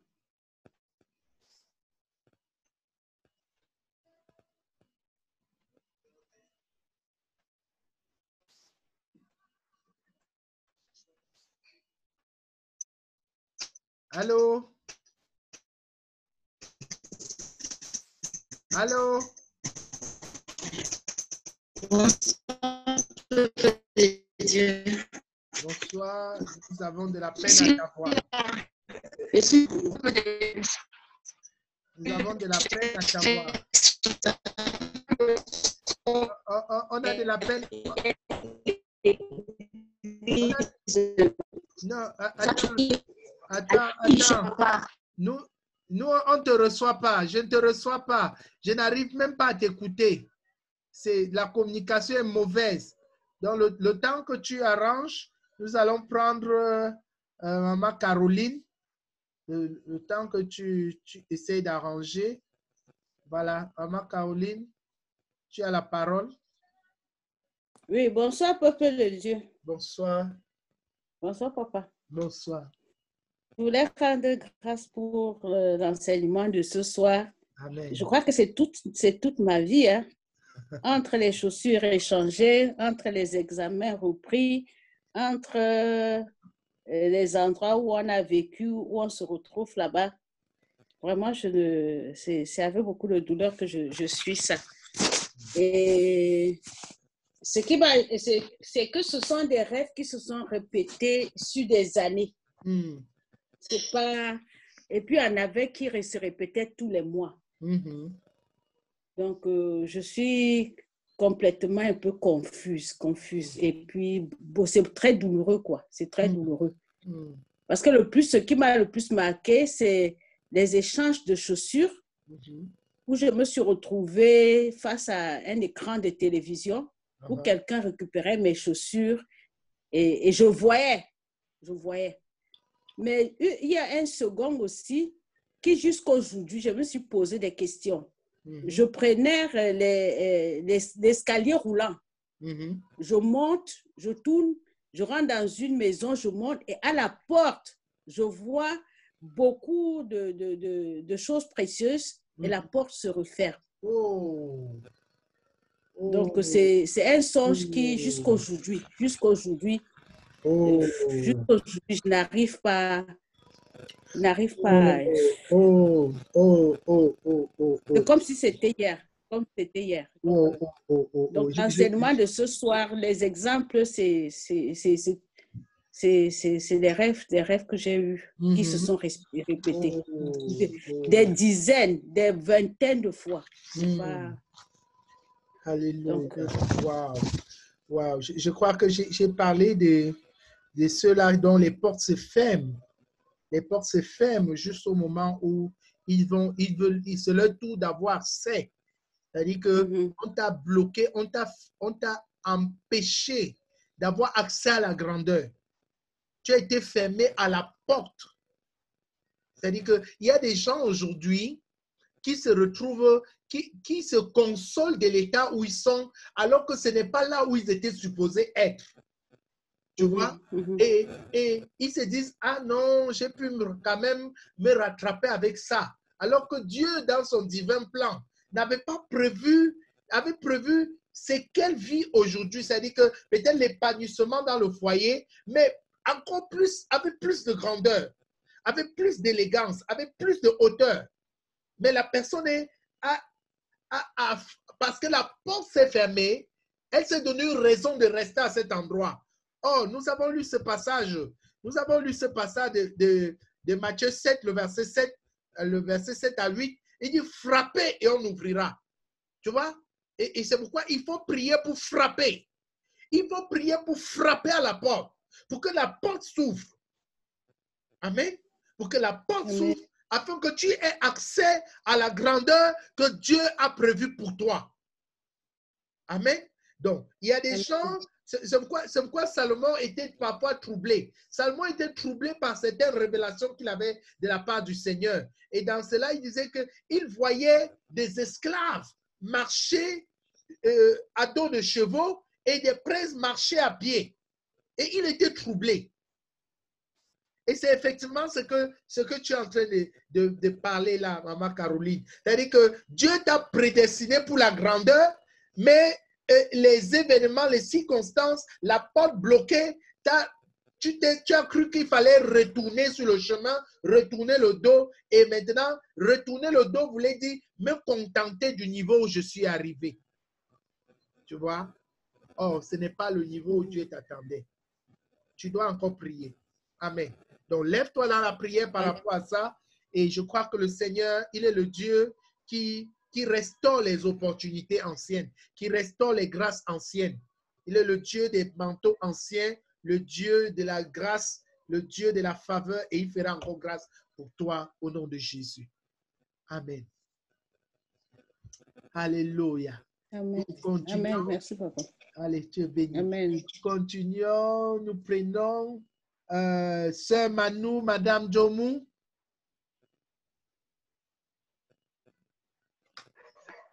Bonsoir, peuple de Dieu. Bonsoir. Merci beaucoup, papa, pour l'enseignement. Et c'est vrai que de temps en temps, comme on dit, j'ai encore ce petit problème où j'oublie, disons, une partie des rêves. Et c'est vrai que chaque fois, quand ça m'arrive, je prie Dieu pour que vraiment il m'aide à comprendre ce qui m'a échappé. Donc, le rêve que je veux expliquer, je l'ai eu, je pense, la nuit d'hier, d'hier à ce matin. Il y a des parties essentielles. En fait, j'ai l'impression que ces deux rêves, un peu coupés, mais en fait, je les ai vus, il y a des moments précis. Et donc, dans le premier rêve, pour ce qui me reste en souvenir, c'est comme si c'est l'ambiance de Douala. Je suis à Douala et comme s'il y avait un problème et on était en train d'en débattre avec des autres collègues responsables et tout. Et à un moment donné, dans la discussion, il y a comme une amie, elle est aussi responsable de service là-bas. Elle me dit, elle a laissé sa serviette dans la machine à laver, que sa serviette est dans l'eau, dans la machine. Je lui dis, mais tu es au travail, comment tu peux laisser ta machine à laver en marche? Est-ce que tu as mis la programmation, tu as programmé le lavage différé? Elle me dit non. Je dis, mais c'est dangereux ce que tu fais. Et je suis en train de lui dire, chez moi, moi j'ai une programmation différente. Et bizarrement, on se retrouve avec elle. Je dis, viens voir ma machine. Peut-être que chez toi, ça ne te fait pas de problème. Peut-être que toi, tu as une machine différente. Et on se retrouve donc chez moi.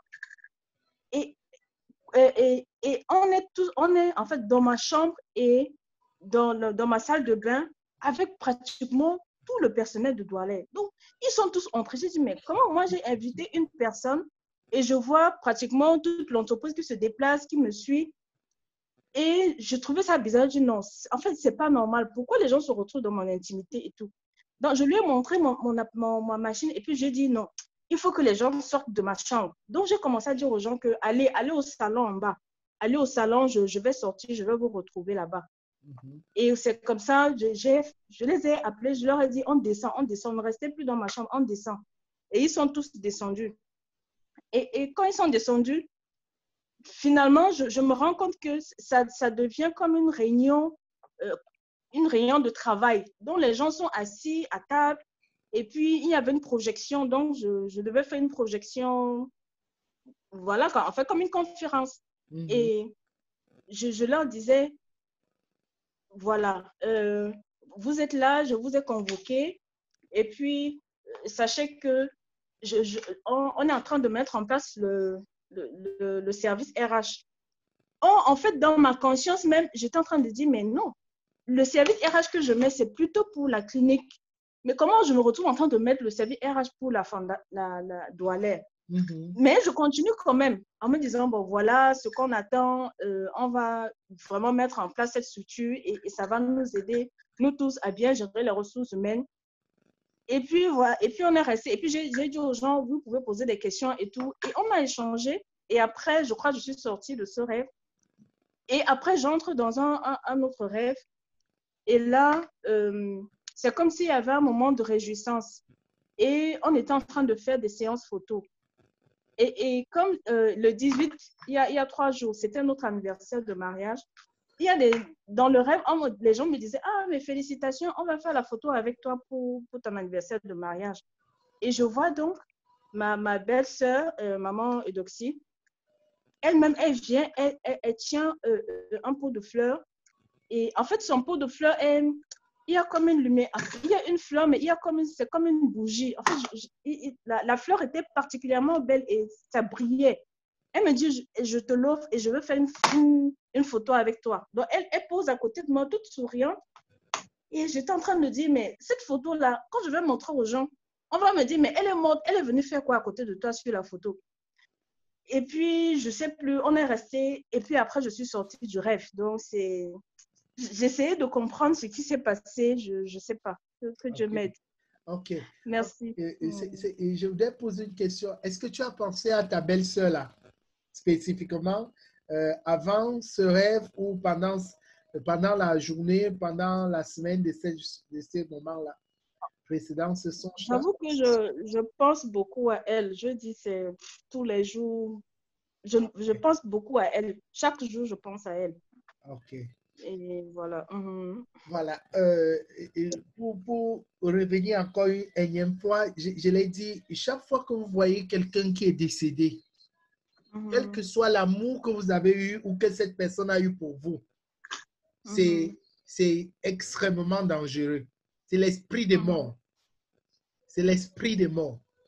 Quelle que soit la beauté de ce que vous allez partager, vous devez vous en séparer. Vous devez vous en séparer. Souvenez-vous. Souviens-toi de cette parabole que le Seigneur va donner sur le pauvre Lazare et sur le riche qui vont mourir pratiquement dans la même saison et qui, chacun à son niveau, va se retrouver à un endroit précis. Le pauvre Lazare va se retrouver dans le sein d'Abraham et le riche va se retrouver en enfer, et dans le feu de l'enfer. La Bible dit que de là, il va voir Lazare dans le sein d'Abraham et il va dire à Abraham, Père Abraham, demande à Lazare de prendre même une goutte d'eau et de venir ici déposer sur ma langue. Tu vois? Et Abraham va répondre une parole forte. Abraham va dire qu'il n'y a pas de chemin pour quitter ici pour venir là-bas et de là-bas pour venir ici. Il n'y a pas de chemin, il n'y a pas de pont. Tu vois? C'est-à-dire qu'il n'y a pas de connexion. Il ne doit pas avoir de connexion entre les vivants et les morts. Non. Alléluia. Donc, faites attention. Abraham l'a dit, le Seigneur l'a enseigné par cette parabole pour dire qu'il n'y a pas de connexion. Celui qui entre en connexion avec des morts, il autorise à l'esprit des morts de prendre possession de son corps. Et la Bible dit que celui qui touchait le mort devait aller en quarantaine. C'est ce que la Bible dit dans l'Ancien Testament.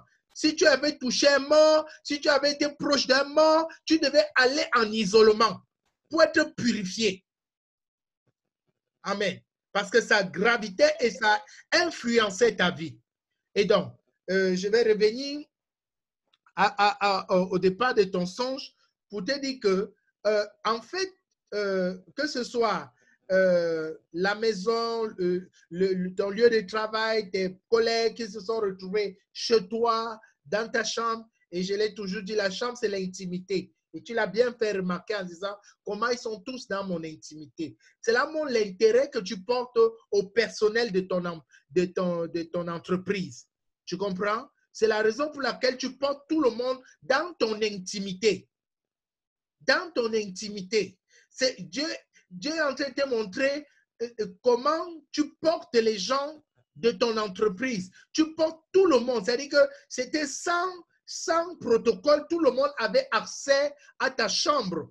Amen. Donc, et que tu dois faire attention de faire la part des choses professionnellement parlant. Tu comprends? Tu dois être davantage professionnel et savoir faire la part des choses dans les tâches qui t'incombent dans ta responsabilité professionnelle vis-à-vis de tes collègues. Tu comprends? Donc, maintenant, cela va en droite ligne avec ce que tu es en train de faire dans le cadre de la fondation avec ton mari. Ça veut dire que même là-bas, ça veut dire que tu dois noter que les employés de la fondation sont dans la maison avec vous. C'est ça. Tu vois? Et là, ça montre encore la place que ces personnes ont dans votre vie. les places qu'ils ont dans votre vie. Et vous devez pouvoir faire la part des choses pour que chacun ait une place, pour que ça n'influence pas votre intimité, pour que ça n'influence pas votre relation, pour que ça n'influence pas votre vie. Amen. Donc, et pour revenir à la photo et tout ça, il faut faire attention parce que cette personne, cet être cher qui est revenu n'est pas elle. Et ce qu'elle t'a donné, tu dois t'en séparer. Amen. Tu dois te séparer de cette flamme. Parce que cette flamme, c'est la sémence de la mort. Amen. La sémence de la mort. Tu dois t'en séparer. Que le Seigneur te bénisse. Nous reviendrons et nous prierons avec toi. Amen. Que le Seigneur te bénisse. Merci beaucoup. Allez, nous prenons la dernière personne, Antoine de chez Magone. Voilà, tu peux ouvrir ton micro et tu parles.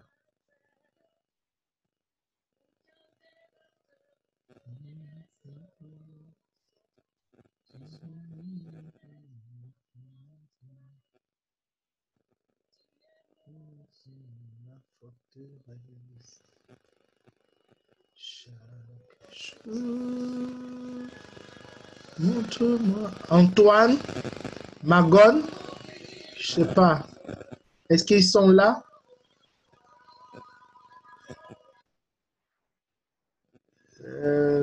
J'espère qu'ils n'ont pas été. Non, je pense qu'ils sont là. Magone, Antoine, Anita. Allô? Voilà, oui, bonsoir. Bonsoir. Bonsoir, bonsoir, bonsoir, peuple de Dieu. Bonsoir. Je bénis le nom de l'Éternel. Amen. Et je lui rends grâce pour le vase qu'il a utilisé, Papa Valentin, ce soir pour nous transmettre ce message concernant les songes. Le songe que j'ai eu à faire, il est le suivant. En fait, je me suis trouvé comme endormi et à mon réveil, les deux paires de baskets que j'avais, c'était des anciennes paires de baskets que j'avais depuis des années, que j'avais données à quelqu'un lorsque je suis parti en vacances au Cameroun. Je les ai plus trouvées là où j'étais et le Seigneur, en fait, dans le visage de la personne qui les a récupérées, c'est mon neveu qui est orphelin, qui est parti de la maison depuis 2 semaines et demie. OK. Donc, voilà un peu le rêve. Et avant qu'il ne parte, tous les soirs, on était dans un moment de partage de la parole de Dieu et on priait ensemble. Donc, ça fait 2 semaines et demie qu'il n'est pas là à la maison. Il a fugué. Je ne sais pas où il dort exactement. Il a fugué? Oui, il a fugué. OK. Il a quel âge? Il a 20 ans. OK. C'est quelqu'un qui a été beaucoup dans les mauvaises choses, la drogue, etc. Donc, dans ton songe, c'est que tu ne retrouves pas, dans le songe, tu ne retrouvais plus tes baskets anciennes, tes anciennes baskets, c'est ça? Oui, oui, c'est des anciennes baskets que j'avais et je suis parti en vacances au Cameroun. Je les ai laissées à quelqu'un. OK. Donc, dans le songe, tu ne les as plus retrouvées au réveil? Oui, oui, je les ai plus retrouvées. OK. OK. Donc c'est simplement cette partie-là que tu as gardée avec toi. OK. Et en fait, j'ai vu le visage de mon neveu. C'est que c'est mon neveu qui les avait pris. Attends. Je voudrais que tu fasses quelque chose pour moi. Retrace, raconte simplement le songe. Que voilà, j'ai rêvé que. Et tu donnes le songe pour que je retrouve la part du dormi et la part de l'éveillé. Donc, le songe, il est celui-ci.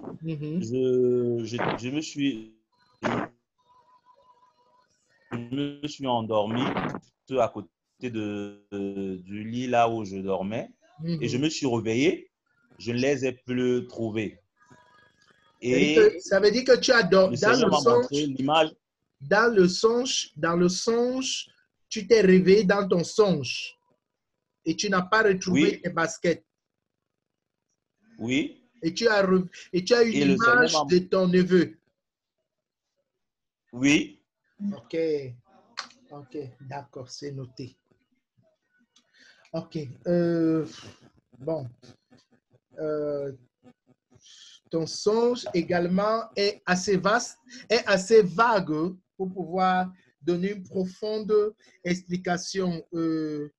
J'ai dit tout à l'heure, lorsque nous perdons des chaussures, ce que cela signifiait. Mais dans ton cas, ce n'est pas que tu as perdu une chaussure.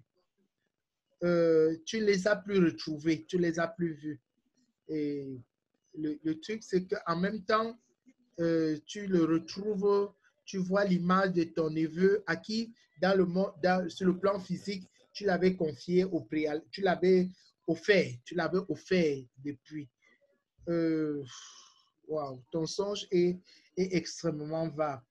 J'ai envie que tu pries encore davantage.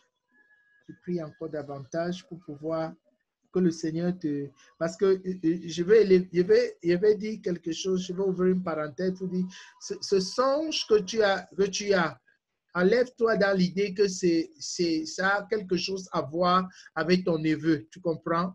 Ça n'a rien à voir avec ton neveu, ça n'a rien à voir avec ton neveu, c'est autre chose. Maintenant, je voudrais que tu comprennes que lorsque tu ne retrouves pas ta chaussure, une chaussure ancienne, je voudrais rester ici sur le caractère ancien de ta chaussure.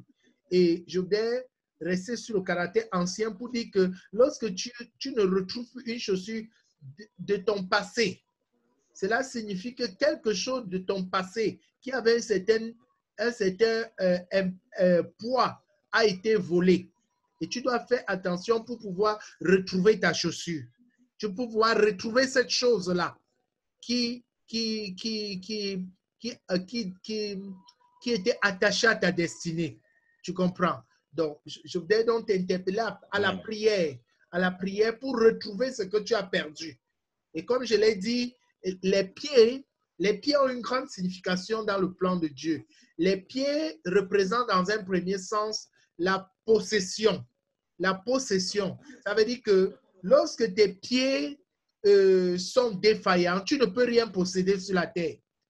C'est pourquoi le Seigneur va le dire au livre de Josué, chapitre 1, il va dire tout lieu que la plante de tes pieds va fouler, Dieu te le donne pour héritage. C'est-à-dire que Dieu va placer une alliance entre la plante des pieds de Josué et la terre. Tu comprends? De manière à ce que partout où Josué devait arriver, la terre devait lui obéir. Et vous devez savoir que la même chose va se passer avec Moïse, le père spirituel de Josué, dans Exode chapitre 3. Lorsque Moïse rencontre le Seigneur dans la zone du buisson ardent, Dieu lui dit, ôte les souliers de ce lieu. Ce lieu est saint. Ce lieu est saint. Ne porte pas les souliers, enlève les souliers. C'est-à-dire que Dieu, en même temps qu'il lui autorisait d'entrer dans un territoire sanctifié, il traitait une alliance avec la plante de ses pieds. C'est pourquoi partout où Moïse arrivait, la terre lui obéissait. Amen. Ça, c'est dans un premier temps. Les pieds également représentent la domination.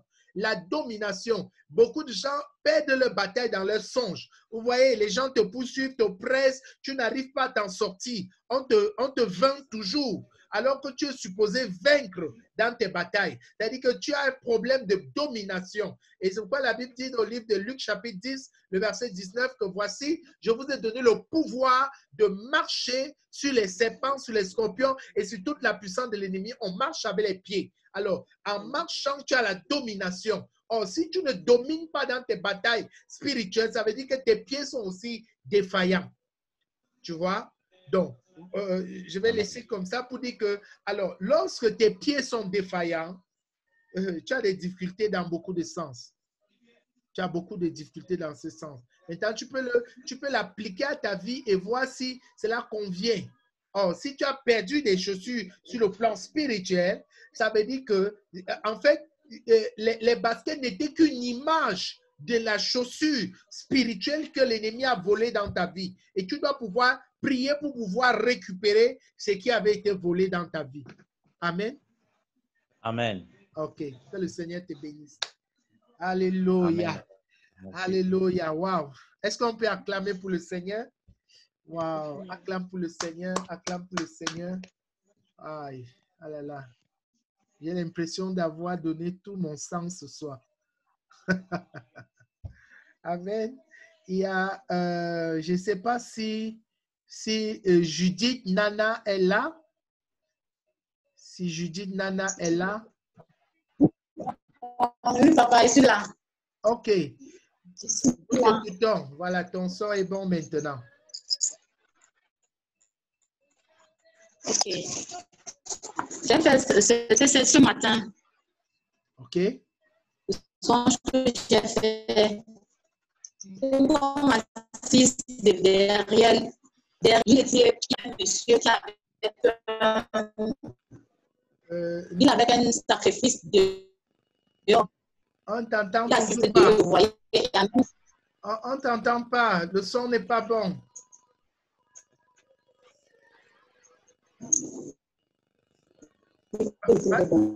J'étais assise comme derrière l'église dans mon songe ce matin. OK.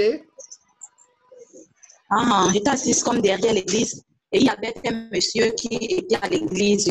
J'étais dehors, j'étais pas à l'intérieur. Et c'est comme ça qu'entre-temps, vous êtes entré maintenant, vous, papa. Et c'est vraiment que vous étiez d'abord dehors. Et lui, le monsieur était à l'intérieur. Vous avez dit des paroles, comme j'étais loin, je ne comprenais pas tout ce que vous étiez en train de dire. Après ça, vous m'avez appelé de venir avec le sacrifice de cet homme. C'était un animal qu'on avait attaché dehors. C'est comme ça que je suis entrée dans l'église avec l'animal. C'est comme ça que vous étiez à l'hôtel avec l'animal. Et le monsieur était là. Et c'est comme ça qu'on m'avait demandé. Vous êtes couché au sol que je retire votre chaussure. C'est comme ça que j'ai retiré votre chaussure. J'ai déposé. Et vous m'avez dit que comme vous allez sacrifier cet animal et vous... Qu'est-ce qu'on a mangé ensemble? Vous avez dit tout pareil. Après, vous m'avez dit d'apprêter votre lambique, vous m'avez demandé de travailler.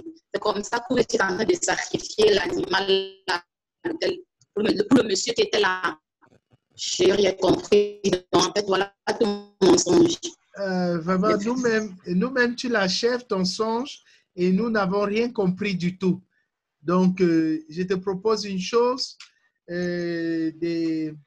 de me rencontrer à l'église pour m'en parler. Comme ça, je pourrais te le donner, l'interprétation là-bas. Parce que là, je n'entends pas. OK, papa. OK, voilà.